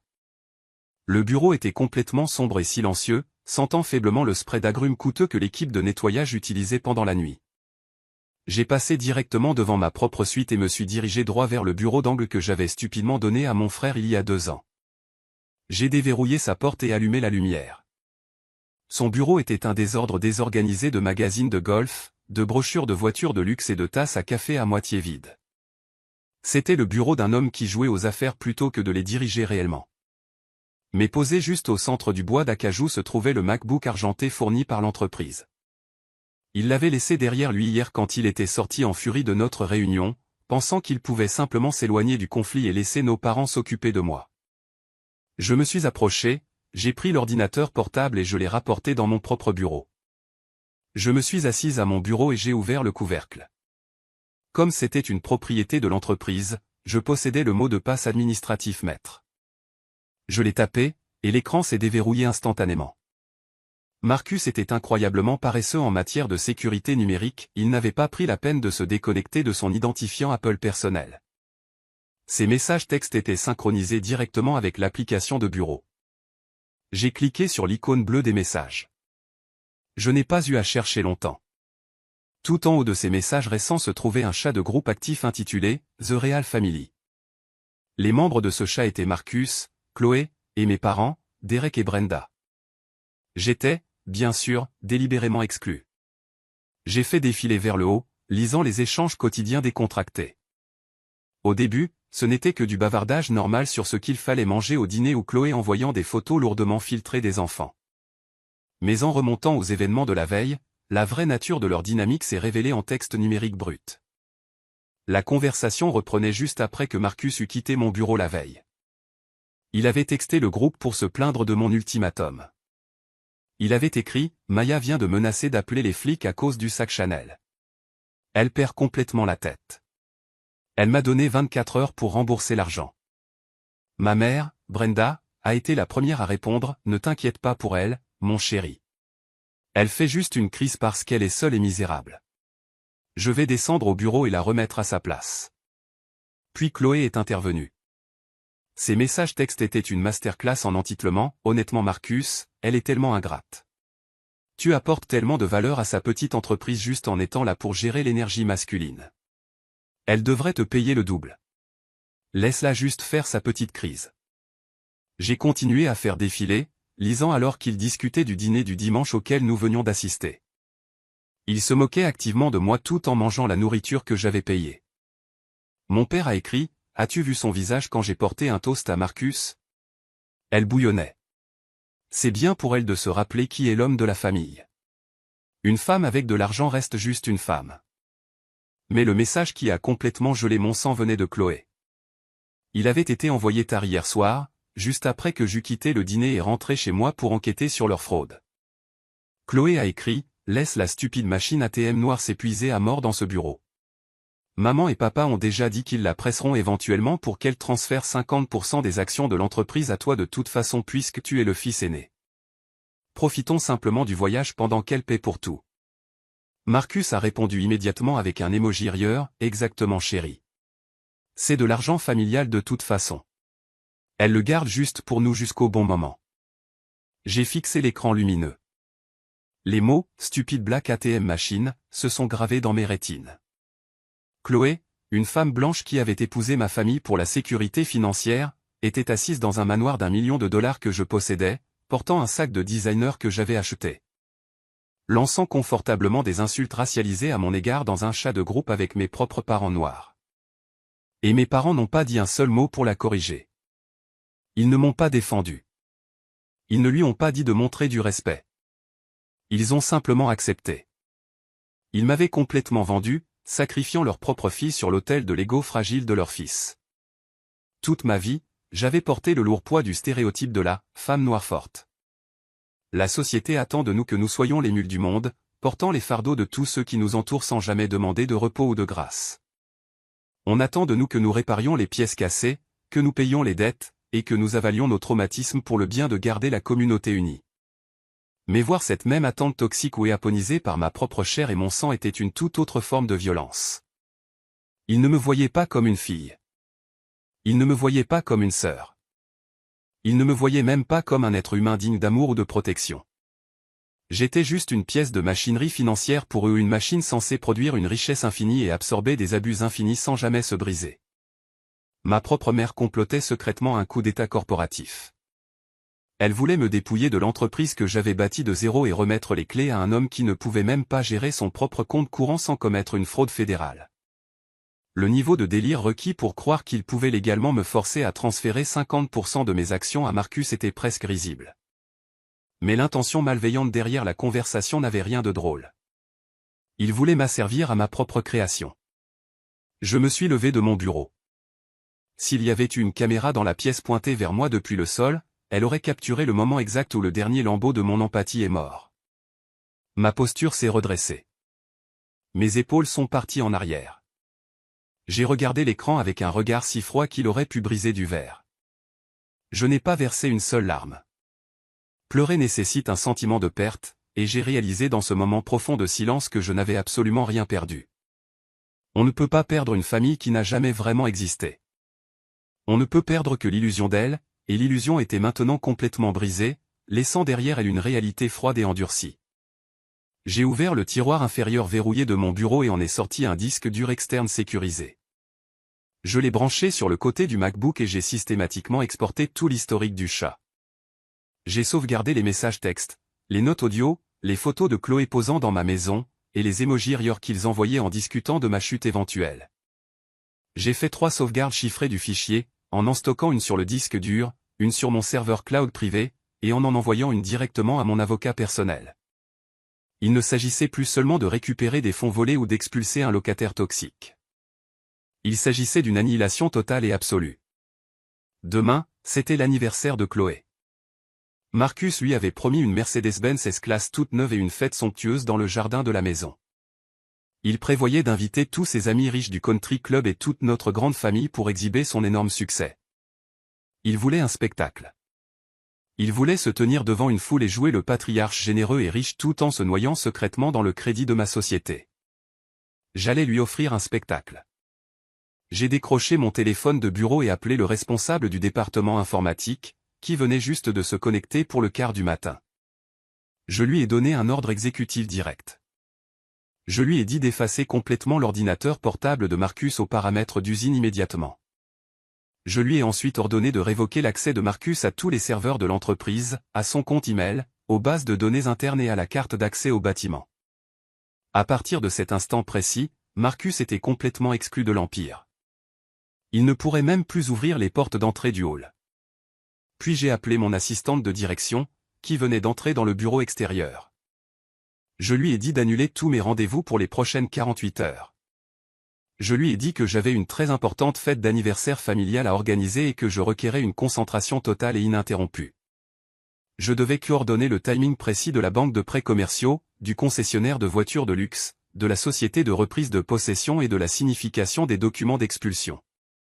Chaque pièce du piège devait se refermer exactement au même moment pour un impact maximal. J'ai débranché le disque dur externe et l'ai glissé soigneusement dans la poche de ma veste sur mesure. J'ai regardé autour de mon beau bureau spacieux l'empire que j'avais construit de mes propres mains. Ils pensaient pouvoir m'utiliser. Ils pensaient que j'allais simplement rester assis et les laisser me saigner à blanc parce que nous portions le même nom de famille. Je suis sorti du bureau et j'ai laissé la lourde porte vitrée se refermer derrière moi. La stupide machine ATM noire était officiellement hors service, et les frais de retrait que j'allais leur facturer allaient les mettre absolument en faillite pour le reste de leur vie naturelle. J'avais spécifiquement demandé à mon directeur informatique de programmer le verrouillage numérique complet pour s'exécuter exactement à 17 h ce soir-là. Je voulais que Marcus ait accès au bâtiment pour juste un jour de plus. Je connaissais maintenant intimement le calendrier de sa tromperie. Sa ligne de crédit fantôme était complètement à sec et il était désespéré. Le concessionnaire de voitures de luxe n'allait pas libérer un véhicule de 115 000 $ sans une nouvelle garantie financière d'entreprise signée directement par le directeur général. Il ne pouvait pas la falsifier seul car le concessionnaire exigeait une signature originale à l'encre, témoin en personne par un représentant de l'entreprise. Il devait venir me voir. Il n'avait pas d'autre choix. À 10 h du matin, exactement 2 jours avant la fête d'anniversaire extravagante de Chloé, la lourde porte vitrée de mon bureau s'est ouverte lentement. Marcus est entré, et la transformation dans son attitude était absolument stupéfiante. l'homme arrogant et agressif qui s'était tenu dans mon bureau quelques jours plus tôt en criant et en insultant mon indépendance avait complètement disparu. À sa place se trouvait le rôle de « grand frère », charmant et souriant qu'il avait perfectionné pendant 3 décennies. Il tenait un plateau avec 2 tasses de café artisanal coûteux du café au bout de la rue. Il avait l'air détendu, beau et bien trop satisfait de lui-même. « Bonjour, Maya », a-t-il dit, sa voix dégoulinant de chaleur forcée. Il s'est approché de mon bureau et a posé avec soin mon latte préféré au lait d'avoine sur un sous-verre en marbre. Je me suis dit que tu étais probablement débordé avec les revues trimestrielles, alors je voulais t'apporter un petit coup de caféine. J'ai regardé la tasse de café puis lentement levé les yeux vers son visage. Le culot absolu de cet homme était à couper le souffle. Il avait passé la nuit précédente à m'appeler, stupide machine ATM noire, dans un chat de groupe avec nos parents, et maintenant il se tenait dans mon bureau à m'offrir un café à $6 comme si cela effaçait tous ses péchés. Merci, Marcus, ai-je dit, ma voix parfaitement neutre. J'ai gardé les mains croisées sur mon bureau, sans faire un geste pour toucher la tasse. Il s'est assis dans le fauteuil invité en cuir blanc, croisant les jambes et s'adossant avec un soupir théâtral lourd. Écoute, je veux m'excuser pour l'autre jour, a-t-il commencé, en offrant sa meilleure performance de grand frère mature. Je me suis un peu emporté à propos du sac Chanel. Tu avais raison de me tenir responsable. Je vais transférer cet argent sur le compte d'exploitation d'ici vendredi après-midi. Je te le promets. J'étais juste stressé à cause de l'anniversaire de Chloé et je m'en suis pris à toi. Nous sommes une famille et nous ne devrions pas nous disputer pour de l'argent. C'était un mensonge brillant. Il savait qu'il n'allait jamais rembourser cet argent. Il essayait simplement de m'apaiser, de calmer les eaux et de baisser mes défenses pour pouvoir exécuter son vol final massif. J'apprécie que tu dises ça, Marcus, ai-je répondu, en lui offrant un petit sourire crispé. Je suis contente que nous puissions être professionnels à ce sujet. Il a claqué des mains, frottant ses paumes comme s'il se rappelait soudain un détail administratif mineur. Oh, en fait, pendant que je suis là, a-t-il dit en plongeant la main dans la poche de sa veste sur mesure, j'ai un petit document à te faire signer rapidement. Le département comptabilité a besoin qu'il soit finalisé avant la fin de la semaine. Il a sorti un élégant dossier en cuir noir et l'a fait glisser sur mon bureau. J'ai ouvert la couverture. Le document à l'intérieur était imprimé sur du papier légal standard. La première page était formatée pour ressembler exactement à une proposition fiscale interne d'entreprise. Elle avait notre logo en haut et beaucoup de paragraphes denses et ennuyeux sur l'amortissement des actifs trimestriels et les déductions d'équipement. C'était conçu pour ressembler au genre de paperasse administrative abrutissante qu'un directeur général occupé signerait sans réfléchir. Mais je n'étais pas une dirigeante négligente. J'étais une femme qui avait construit un empire en lisant les petits caractères. Je suis passé à la 2e page. Caché sous un bloc de texte concernant la logistique du transport commercial se trouvait le cœur réel du document. C'était un accord de garantie de prêt automobile commercial transféré directement du département financement du bucket Mercedes-Benz Luxury Auto Group. Il stipulait explicitement que ma société de gestion de marque de luxe agirait comme garant financier primaire inconditionnel pour un véhicule de $115 000 enregistré au nom de Marcus et Chloé. Il utilisait ma société comme co-signataire. S'il arrêtait les paiements, ce que je savais pertinemment qu'il ferait dans les 2 mois, le concessionnaire ne reprendrait pas la voiture, il se contenterait de prélever les paiements mensuels directement sur mes comptes de paie d'entreprise. J'ai gardé mon visage parfaitement impassible. Je n'ai pas soupiré. Je n'ai pas cligné des yeux. J'ai lentement tourné vers la 3e et dernière page où un post-it jaune pointait vers une ligne de signature vide étiquetée « Autorisation du directeur général ». J'ai levé les yeux vers Marcus. Il prenait une gorgée de son café, essayant d'avoir l'air complètement détaché, mais je voyais la fine perle de sueur se former sur sa tempe. Sa jambe droite tremblait légèrement sous la chaise. Il avait peur que je lise attentivement. Juste une restructuration fiscale interne, ai-je demandé légèrement, en passant mon doigt le long du bord du papier. Exactement, a-t-il répondu rapidement, avec un geste dédaigneux. Juste mettre à jour les calendriers d'amortissement pour nos baux commerciaux, a dit le comptable. Si on le signe aujourd'hui, on peut maximiser la déduction pour le trimestre en cours. Tu sais comment sont ces gars des finances, toujours à courir après une échéance. J'ai regardé à nouveau le papier. Pendant une brève seconde fugitive, j'ai pensé à le confronter sur le champ. J'ai pensé à lui jeter le papier au visage, à lui montrer l'audit et à regarder son charme faux se briser en 1000 morceaux. Mais ce serait trop facile. Cela lui donnerait l'occasion de courir chez notre mère et de raconter une histoire sur mon caractère déraisonnable et paranoïaque. Je voulais qu'il commette l'acte. Je voulais qu'il prenne ce document, le remette au concessionnaire et conduise cette voiture hors du parking. Je voulais que la fraude soit une réalité pleinement exécutée avant que je ne lâche le marteau. J'ai tendu la main par-dessus mon bureau et pris mon lourd stylo plume Montblanc. J'ai retiré le capuchon et positionné la plume en or au-dessus de la ligne de signature. Dans le système bancaire commercial américain, une signature exécutive est essentiellement un verrou biométrique. Quand j'ai incorporé mon entreprise pour la première fois, j'ai dû me rendre à l'agence principale de ma banque commerciale et remplir une carte de signature officielle. Ma signature bancaire légalement autorisée est une cursive très précise et ample que j'ai pratiquée pendant des années. Elle est incroyablement difficile à falsifier, et la banque rejette tout document financier majeur qui ne correspond pas parfaitement. J'ai pressé le stylo sur le papier, mais je n'ai pas utilisé ma signature officielle. À la place, j'ai utilisé ma signature décontractée et l'écriture en bloc maladroite que je n'utilise que pour signer les livraisons d'épicerie ou les colis postaux occasionnels. J'ai intentionnellement mal orthographié mon propre initial du milieu, changeant un A en E. Et juste en dessous de la ligne de signature où il demandait mon titre officiel d'entreprise, je n'ai pas écrit « Chief Executive Officer ». J'ai écrit « General Manager », un titre qui n'existait même pas dans mon registre d'entreprise. À l'œil non entraîné d'un homme désespéré et cupide, cela ressemblait à une signature autorisée standard. Mais pour un auditeur bancaire, un juge ou un enquêteur en fraude, c'était un morceau de papier légalement nul et non reconnaissable. En altérant intentionnellement ma signature et mon titre, je m'assurais que le concessionnaire n'avait absolument aucun fondement légal pour réclamer un seul centime à ma société. Le document était totalement inexécutable. Marcus remettait essentiellement au concessionnaire une garantie frauduleuse qu'il avait orchestrée lui-même. J'ai rebouché le stylo et fermé le dossier en cuir. Je l'ai fait glisser en retour sur la surface lisse en marbre de mon bureau. C'est fait, ai-je dit, en lui offrant un sourire éclatant et complètement artificiel. Dis au département comptabilité que je veux un résumé des économies fiscales la semaine prochaine. Marcus a laissé échapper un souffle qu'il avait visiblement retenu pendant les 3 dernières minutes. Tout son corps s'est détendu.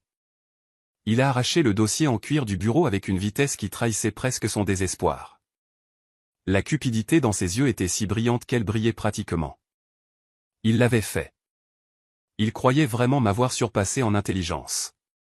Il croyait avoir sécurisé le symbole de statut ultime à exhiber devant sa femme et ses amis du country club, entièrement à mes frais.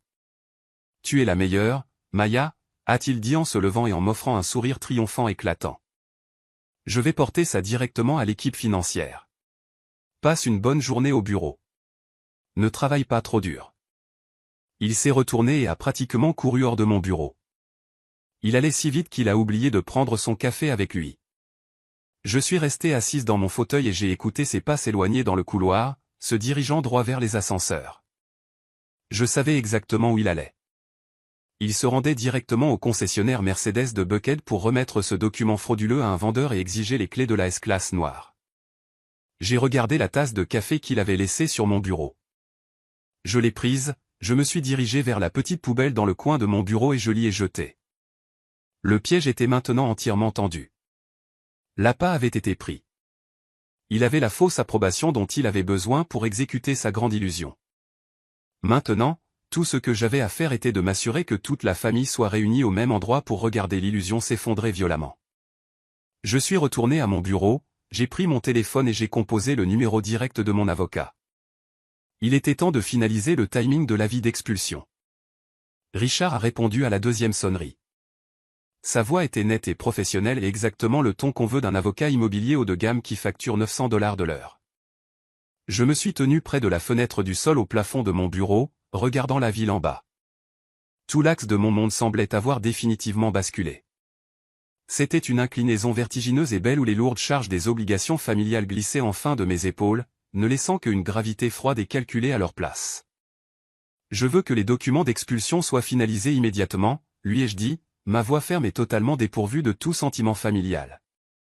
La propriété sur Oak Ridge Drive, le locataire est Marcus, et il est actuellement en retard de 18 mois sur son bail. Je veux un avis standard de 30 jours pour quitter les lieux pour non-paiement du loyer. Richard a fait une pause d'une brève seconde. Vous parlez de votre frère, c'est bien ça? Nous avons discuté de cette propriété il y a quelques années quand vous avez exécuté le bail. Êtes-vous absolument certaine de vouloir procéder à une expulsion formelle hostile? Une fois que je dépose cela auprès du greffier du comté, cela devient une affaire de registre public. Je suis entièrement certaine, Richard, ai-je répondu. Je veux que l'avis soit imprimé sur du papier légal épais. Je veux que le montant exact du loyer en retard soit mis en évidence sur la première page. C'est 72 000 $ d'arriérés. Je veux que les conséquences légales du non-déménagement soient explicitement détaillées. Il a 30 jours pour se retirer lui-même, sa famille et ses biens de ma propriété, sinon le shérif du comté les enlèvera physiquement pour lui. Compris, a dit Richard, sont-on passant en mode exécution légale pure. Je vais faire rédiger l'avis de quitter les lieux par mon parajuriste tout de suite. La procédure standard est de faire apposer par un huissier sur la porte d'entrée ou de le remettre directement au locataire. Quand voulez-vous qu'il soit signifié? Ne prenez pas d'huissier, ai-je instruit. Envoyez le document physique finalisé par coursier directement à mon bureau demain après-midi. Je vais le lui signifier personnellement. Richard a accepté et a raccroché. Un appel de fait. La fondation du mode de vie de faux millionnaire de Marcus et Chloé avait officiellement été condamnée légalement. Maintenant, il était temps de couper l'approvisionnement en oxygène financier qui maintenait le reste de leur délire en vie. Je suis retourné à mon bureau et j'ai pris la ligne fixe sécurisée, composant l'extension directe de mon contact bancaire d'entreprise élite à l'institution de prêt commercial. Elle s'appelait Victoria, et elle gérait toutes les autorisations de haut niveau pour mon portefeuille d'entreprise. Elle a répondu immédiatement, me saluant avec son professionnalisme joyeux habituel. Victoria, je dois initier un gel d'actifs à tolérance zéro sur tous les comptes secondaires liés à mon numéro d'identification d'employeur, ai-je dit, allant droit au but. Le ton joyeux de Victoria a disparu instantanément, remplacé par une efficacité corporate tranchante. Bien sûr, Maya. Quelle est la portée du gel? S'agit-il d'une carte compromise ou d'une violation systémique complète? C'est une violation interne complète, ai-je expliqué. Je veux que vous révoquiez immédiatement l'autorité d'achat d'entreprise de mon directeur des opérations, Marcus. Annulez sa carte noire. Annulez toutes les cartes de voyage secondaires émises à son nom. Terminez ses identifiants de connexion pour le portail bancaire en ligne.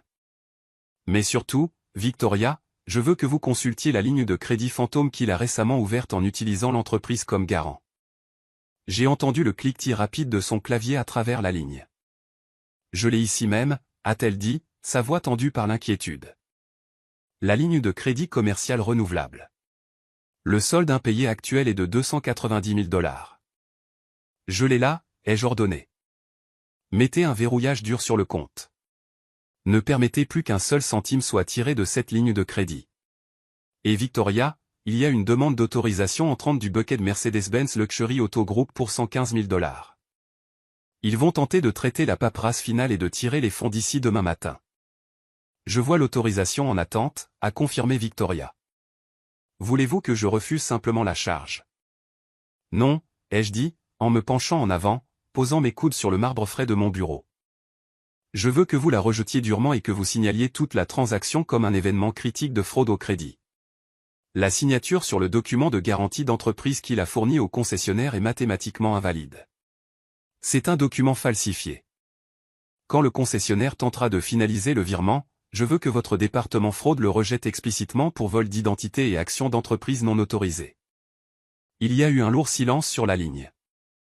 Victoria savait exactement ce que cela signifiait. Dans le monde bancaire commercial, un signalement dur de fraude ne se contente pas de refuser une transaction, il déclenche un système d'alerte automatique. Cela détruit le score bancaire interne du demandeur et force le commerçant, dans ce cas, le concessionnaire de voitures de luxe, à entrer immédiatement dans un protocole de récupération d'actifs. Considérez cela comme fait, Maya, a dit Victoria, sa voix complètement sérieuse. Les cartes sont en cours de désactivation en ce moment même. La ligne de crédit est gelée. Le signalement de fraude sera posé sur la transaction Mercedes. S'il essaie d'acheter un paquet de chewing-gum avec n'importe quel compte lié à votre entreprise, la carte sera avalée par la machine. Il est complètement exclu du système financier. Merci, Victoria, ai-je dit, et j'ai reposé le combiné sur son socle. 2 appels de fait. Marcus était maintenant un homme debout au milieu du désert sans une seule goutte d'eau. Mais je savais comment fonctionnaient les concessionnaires automobiles. Marcus était un beau parleur. Il avait probablement construit une bonne relation avec le vendeur au cours de la semaine passée. Comme l'autorisation préliminaire avait été approuvée il y a quelques jours, le concessionnaire lui remettrait probablement les clés de la S-Class et le laisserait la conduire hors du parking demain matin, en supposant que le virement final serait approuvé d'ici la fin de la journée ouvrable. Il ne réaliserait pas que les fonds avaient été rejetés pour fraude jusqu'à ce que la voiture soit déjà garée dans l'allée de Chloé. Je devais m'assurer que l'instant exact où il découvrirait la fraude soit l'instant exact où Marcus essayait de présenter la voiture à sa femme. J'ai pris mon téléphone portable et composé le 3e et dernier numéro. C'était pour Dominique, le propriétaire d'une firme de récupération d'actifs haut de gamme à Atlanta. Dominique n'était pas un simple repoman qui remorquait des berlines en panne depuis des complexes d'appartements. Sa société se spécialisait dans la récupération de véhicules exotiques, de yachts et d'avions privés pour les concessionnaires de luxe et les individus à haute valeur nette. Il opérait avec une précision absolue. Maya, c'est un plaisir, a répondu Dominique, sa voix grave et rocailleuse traversant la ligne. Quel genre de problème gérez-vous aujourd'hui? J'ai besoin d'une récupération spécialisée coordonnée pour demain soir, Dominique, ai-je dit.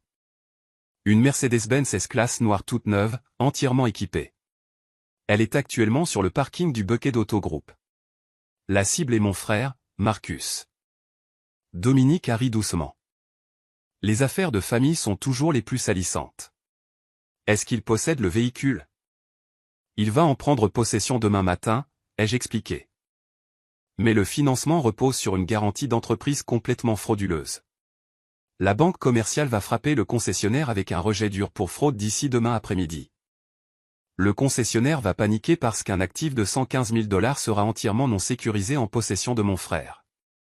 Je veux que vous contactiez vos contacts dans le département finance de ce concessionnaire spécifique. Dites-leur que vous avez des informations internes sur l'emplacement du véhicule acquis frauduleusement et proposez d'exécuter la récupération pour leur compte. Je peux absolument faire ça, a dit Dominique. Il sera garé dans l'allée circulaire de la propriété sur Oak Ridge Drive, lui ai-je dit. Il le présente comme un cadeau d'anniversaire surprise à sa femme. La fête commence à 18 h demain soir. Je veux que votre camion de récupération soit garé à 2 pâtés de maison, hors de vue. Je vous enverrai un texto au moment exact où il la fera sortir dans l'allée pour lui montrer la voiture. Quand vous recevrez mon signal, je veux que vous arriviez, que vous accrochiez le véhicule et que vous le repreniez devant tous les invités présents. C'est incroyablement froid, Maya, a ri Dominique, un son de respect professionnel sincère. J'adore ça. Nous utiliserons le plateau lourd avec le lève hydraulique. C'est rapide, propre et impossible à ignorer. Je coordonnerai avec le concessionnaire demain matin et j'aurai mon meilleur chauffeur posté dans le quartier d'ici 17 h 30 demain. Je couvrirai vos frais premium plus un bonus massif pour le timing précis que j'ai promis. Assurez-vous simplement que votre chauffeur n'hésite pas. Quand le signal est donné, il avance. Vous avez ma parole, dit Dominique, et la ligne se coupa. Je baissai lentement mon téléphone et le posai à plat sur le bureau. La sainte trinité de la vengeance était maintenant pleinement établie, l'expulsion légale, l'anéantissement financier, et la reprise publique. Le monde de Marcus et Chloé tournait actuellement parfaitement sur son axe, complètement inconscient que je venais de détruire fondamentalement la force gravitationnelle qui les maintenait en orbite. Je me dirigeai vers la petite salle de bain privée attenante à mon bureau. J'ouvris le robinet doré et m'aspergeai le visage d'eau froide. Je levai les yeux vers mon reflet dans le miroir éclairé. Mes yeux sombres étaient clairs, ma posture intacte. Pour la première fois de toute ma vie adulte, je ne ressentais plus le poids écrasant de devoir être la fille parfaite. Je ne ressentais plus le besoin épuisant de compenser à outrance les échecs incessants de mon frère. Je n'étais plus le bouc émissaire, et je n'étais plus la financeuse silencieuse de leurs fantasmes suburbains. Je séchai mon visage avec une serviette à main et retournai dans le bureau principal. J'avais 48 heures d'opération commerciale normale à mener. J'avais des clients à gérer et une équipe marketing à diriger. J'allais m'asseoir dans cet immeuble et diriger mon empire multimillionnaire avec une concentration absolue et parfaite pendant que Marcus marchait aveuglément vers sa propre exécution. Il pensait avoir gagné. Il pensait avoir surpassé la stupide machine ATM noire. Mais il n'avait absolument aucune idée que la machine venait de pousser des dents, et qu'elle était sur le point de mordre la main qu'il avait saignée à blanc pendant des années. Le compte à rebours jusqu'à l'anniversaire de Chloé avait officiellement commencé. Le vendredi soir arriva avec la chaleur lourde et étouffante typique d'un été à Atlanta, mais la communauté fermée exclusive d'Oak Ridge restait parfaitement entretenue et d'un calme inquiétant. Je ne garais pas ma voiture dans l'allée circulaire avec les autres invités arrivant, au lieu de cela, je me garais à un pâté de maisons entier de la maison. Je voulais marcher jusqu'à la propriété. Je voulais sentir le béton solide des rues du quartier et le crissement du gravier sous mes talons coûteux. En approchant des grandes grilles en fer forgé du domaine, j'entendais déjà les notes douces et élégantes d'un quatuor à cordes live flottant dans l'air chaud du soir. Marcus et Chloé n'avaient absolument rien épargné pour cette grande mascarade. D'immenses tentes événementielles en toile blanche étaient dressées sur la pelouse arrière immaculée. Des serveurs en gilet noir impeccable et gants blancs circulaient sans effort parmi les invités, portant des plateaux en argent chargés de flûtes à champagne en cristal, de mini-burgers au bœuf wagyu, et de petites cuillères en porcelaine contenant du caviar à la truffe. C'était une scène tout droit sortie des pages glacées d'un magazine de style de vie haute société. Et je savais avec une certitude mathématique absolue que chaque dollar finançant cette démonstration extravagante de richesse avait été directement prélevé des veines de mes propres comptes d'entreprise. Je traversais les doubles portes massives du grand hall d'entrée, avançant avec la grâce calme et calculée d'un prédateur entrant dans un enclos rempli de moutons totalement inconscients. Je ne portais pas une robe d'été fleurie ni une robe cocktail pastel comme les autres femmes présentes. Je portais un tailleur pantalon gris anthracite sur mesure avec un décolleté plongeant et des accents vert émeraude tranchants. C'était l'armure d'une directrice générale. J'acceptais une flûte de champagne d'un serveur passant et sorti sur la vaste terrasse arrière. S'il y avait eu une caméra me suivant, elle aurait été légèrement instable, capturant l'opulence étourdissante et écœurante de la fête depuis ma perspective froide. Je me tins près du bord de la terrasse et scrutai la foule, observant la division sociale distincte que Chloé avait minutieusement orchestrée. Sur le côté gauche de la pelouse, près du bar ouvert somptueux et des sculptures de glace, se trouvaient les amis du country club de Chloé. C'étaient des femmes riches couvertes de diamants, accompagnées de leurs maris gestionnaires de fonds spéculatifs qui se tenaient autour en fumant des cigares coûteux et en riant bruyamment. Sur le côté droit de la terrasse, assises aux tables moins décorées près de la file du buffet, se trouvaient mes proches. Les tantes, oncles et cousins de Marcus étaient regroupés ensemble, visiblement un peu mal à l'aise. Chloé ignorait pratiquement ses beaux-parents noirs, ne leur offrant rien de plus que des sourires tendus et obligatoires avant de se précipiter pour tenir sa cour avec ses amis élites. Chloé portait une robe longue en soie blanche perle qui épousait sa silhouette, la faisant ressembler à une reine nuptiale moderne tenant audience. Quand elle me repéra enfin près des colonnes en pierre, ses yeux pâles brillèrent d'une étincelle momentanée d'agacement, mais elle était une maîtresse des relations publiques à sa manière tordue. Elle plaqua rapidement son sourire artificiel éclatant signature et glissa vers moi, sa robe de soie bruissant doucement contre les dalles de la terrasse. « Maya, tu es venue » roucoula-t-elle, se penchant pour un bisou aérien théâtral que je ne lui rendis pas. « Je suis tellement contente que tu aies décidé de faire une pause dans ton travail acharné. Tu dois vraiment apprendre à te détendre et à profiter des fruits d'une bonne vie de famille. Ce n'est pas sain pour une femme d'être aussi obsédée par la paperasse tout le temps. » Je pris une gorgée lente et délibérée de mon champagne. Les bulles éclatèrent vivement sur ma langue. « Joyeux anniversaire, Chloé, dis-je, ma voix douce et parfaitement neutre.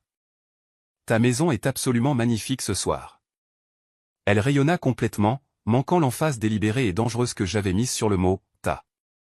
« Merci » soupira-t-elle, posant une main délicate sur sa clavicule.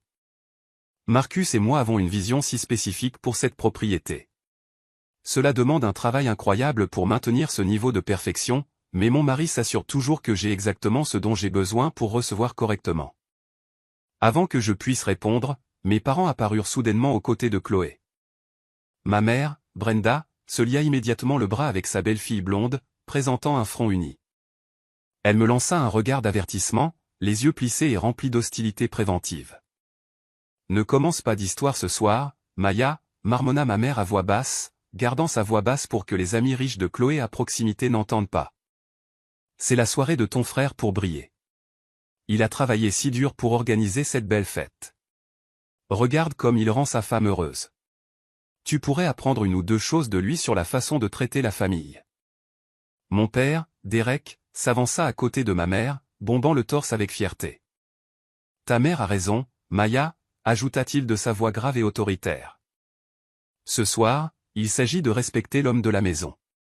Marcus prouve exactement ce que signifie être un pourvoyeur. Assieds-toi, prends un verre, et essaie d'être heureuse pour quelqu'un d'autre pour une fois. Je regardais les trois là debout, complètement enveloppés dans leur délire partagé. Ils se tenaient sur la terrasse en pierre d'une propriété que je possédais, me faisant la leçon sur le travail acharné tout en buvant du champagne que j'avais involontairement payé. Je n'argumentais pas. Je n'élevai pas la voix ni ne me défendis. Je leur adressai simplement un sourire lent et glacial. Vous avez absolument raison, père, répondis-je, regardant par-dessus le bord de mon verre en cristal. Je vais apprendre exactement de quoi Marcus est capable ce soir. À exactement 18h45, le quatuor à cordes s'arrêta brusquement. Le murmure bas de la foule se tut alors que Marcus montait sur la terrasse en pierre surélevée surplombant la vaste pelouse. Il portait un smoking bleu nuit sur mesure, incarnant chaque centimètre du patriarche riche et autodidacte qu'il prétendait désespérément être. Il tapa sur le micro, envoyant un bref sifflement de feedback à travers les haut-parleurs extérieurs imposants.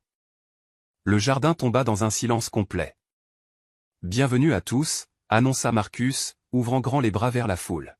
« Merci à tous d'être venus chez nous ce soir pour célébrer la lumière absolue de ma vie, ma magnifique épouse, Chloé. » La foule applaudit poliment.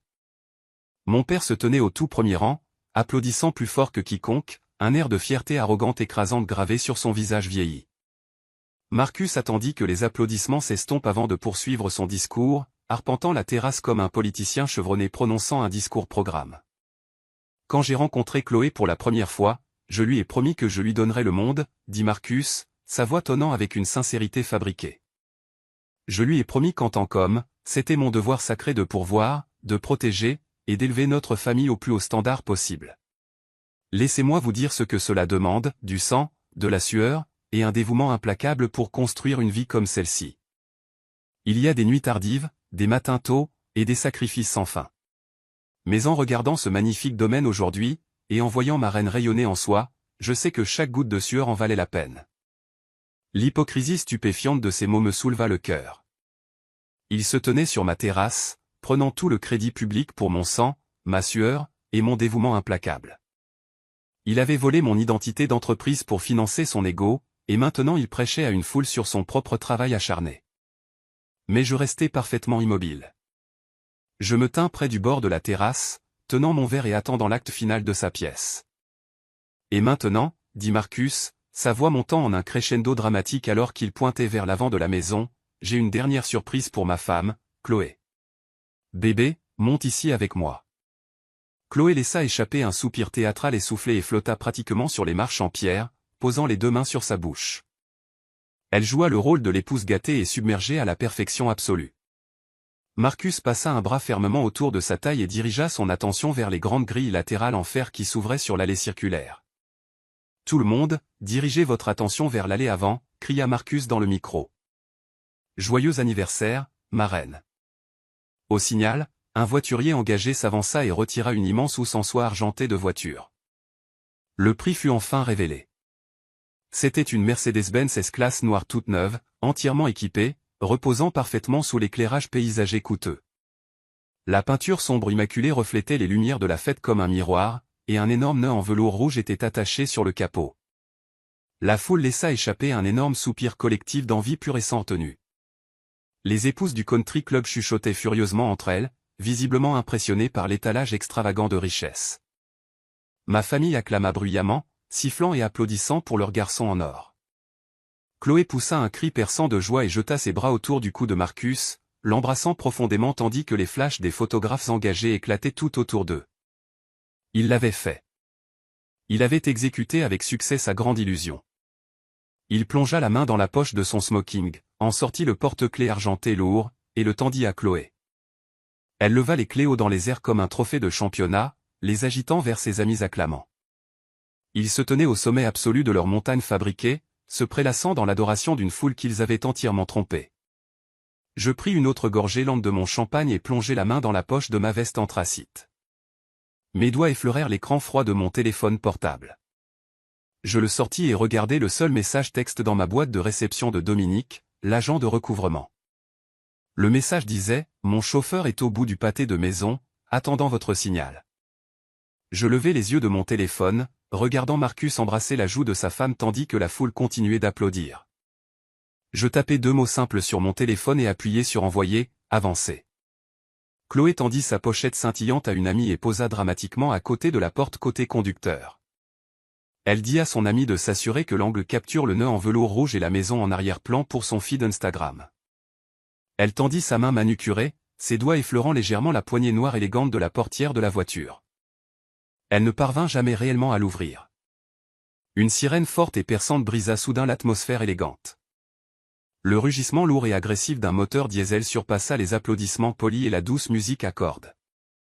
Les grandes grilles en fer au bout de l'allée furent poussées entièrement ouvertes alors qu'un camion remorque plat commercial lourd s'engagea en grondant sur l'allée circulaire immaculée. Ses lumières d'urgence ambre clignotaient follement, projetant des ombres jaunes dures sur les visages des invités terrifiés. Si une caméra avait été focalisée sur mon visage à cet instant précis, elle aurait zoomé instantanément pour capturer le demi-sourire lent et glacial qui se répandit sur mes lèvres. Le camion remorque s'arrêta en crissant à quelques pieds de la Mercedes.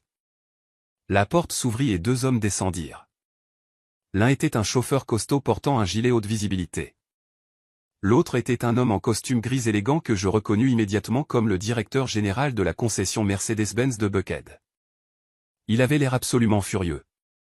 Marcus se figea, sa posture confiante complètement dissoute.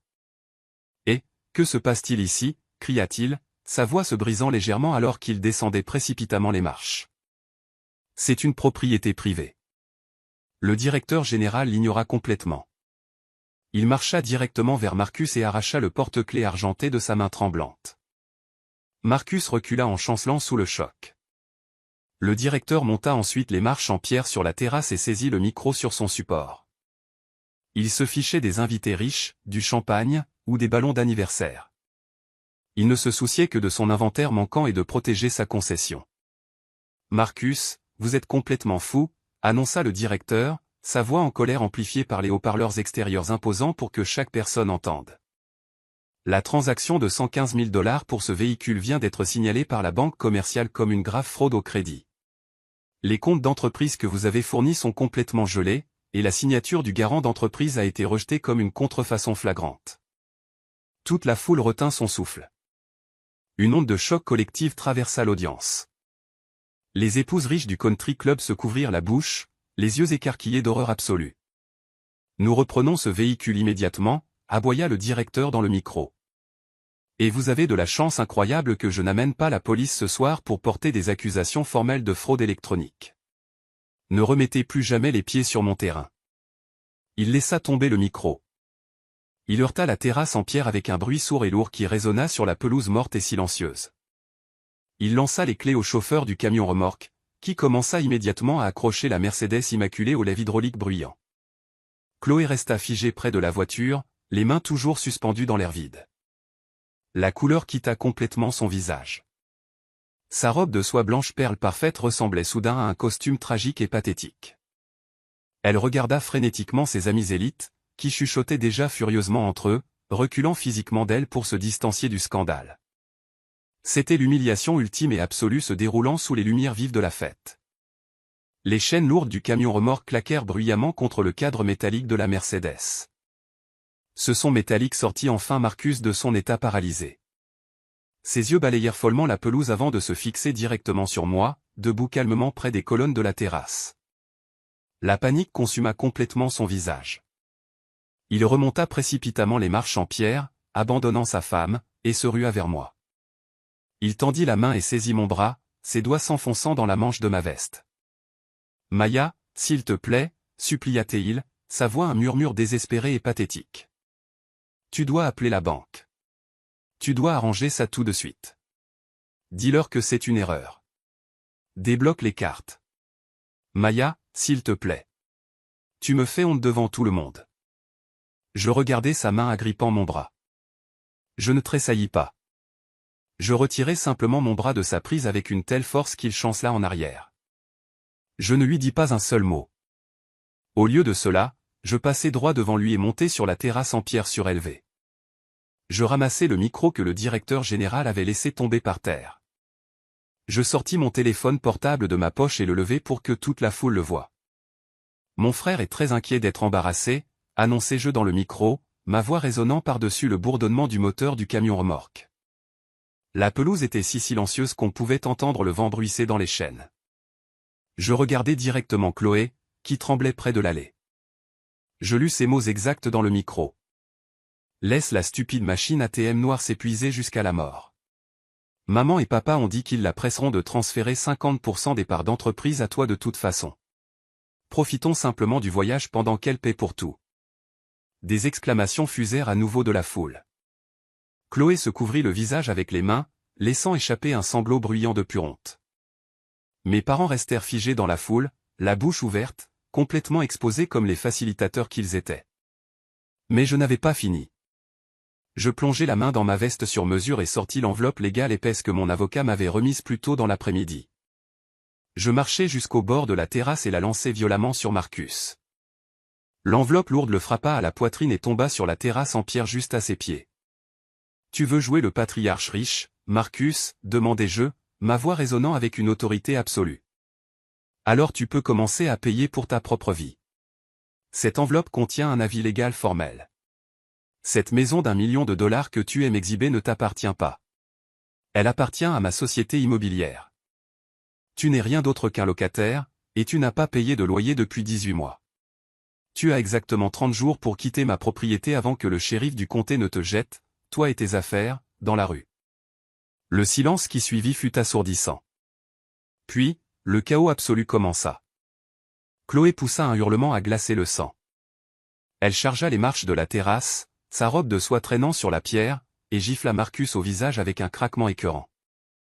Elle hurla qu'il était un menteur et un fraudeur, frappant sa poitrine alors qu'il essayait de reculer.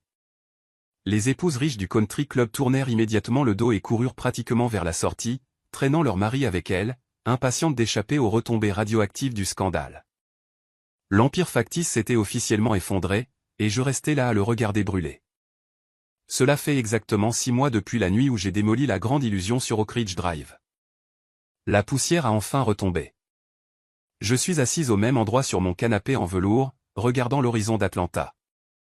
L'énergie dure et chaotique de cette soirée d'été a été entièrement remplacée par une chaleur profonde et réconfortante dans mon pantouse. Mon entreprise prospère, mon esprit est clair, et ma vie est enfin la mienne.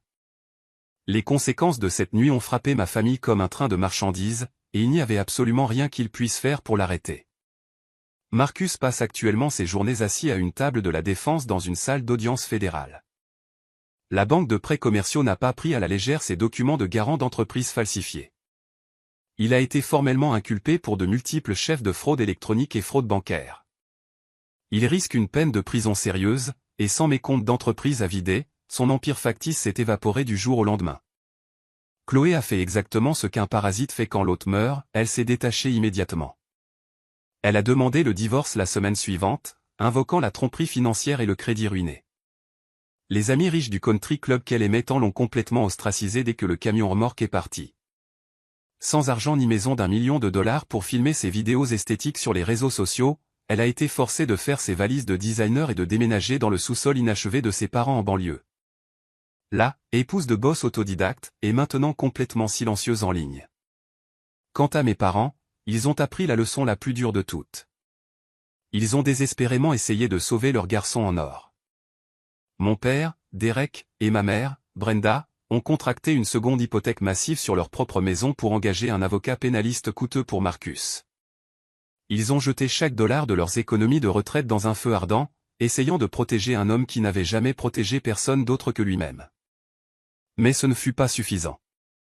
Les frais légaux les ont vidés en quelques mois, les mettant au bord absolu de la faillite. Quand l'argent a manqué, ils ont enfin fait ce qu'ils faisaient toujours quand ils avaient besoin d'un sauvetage, ils m'ont appelé. Mon téléphone s'est illuminé de dizaines d'appels manqués et de messages vocaux désespérés et larmoyants de ma mère me suppliant de retirer les accusations de fraude, me suppliant de payer les avocats, et me suppliant de sauver notre famille. J'ai écouté exactement un de ces messages vocaux assis ici même dans la paix silencieuse de ma maison. Puis j'ai appuyé sur supprimer et bloquer définitivement leurs 2 numéros. J'avais déjà payé mes dettes envers cette famille, et le compte était officiellement fermé pour toujours. Le sang ne donne à personne le droit de parasiter votre vie. Si quelqu'un vous appelle le mouton noir, rappelez-vous, le mouton noir est le seul qui ne suit pas aveuglément le troupeau. Avez-vous déjà dû nettoyer la toxicité de votre vie? Dites-le moi dans les commentaires et n'oubliez pas de liker et de vous abonner pour plus d'histoires.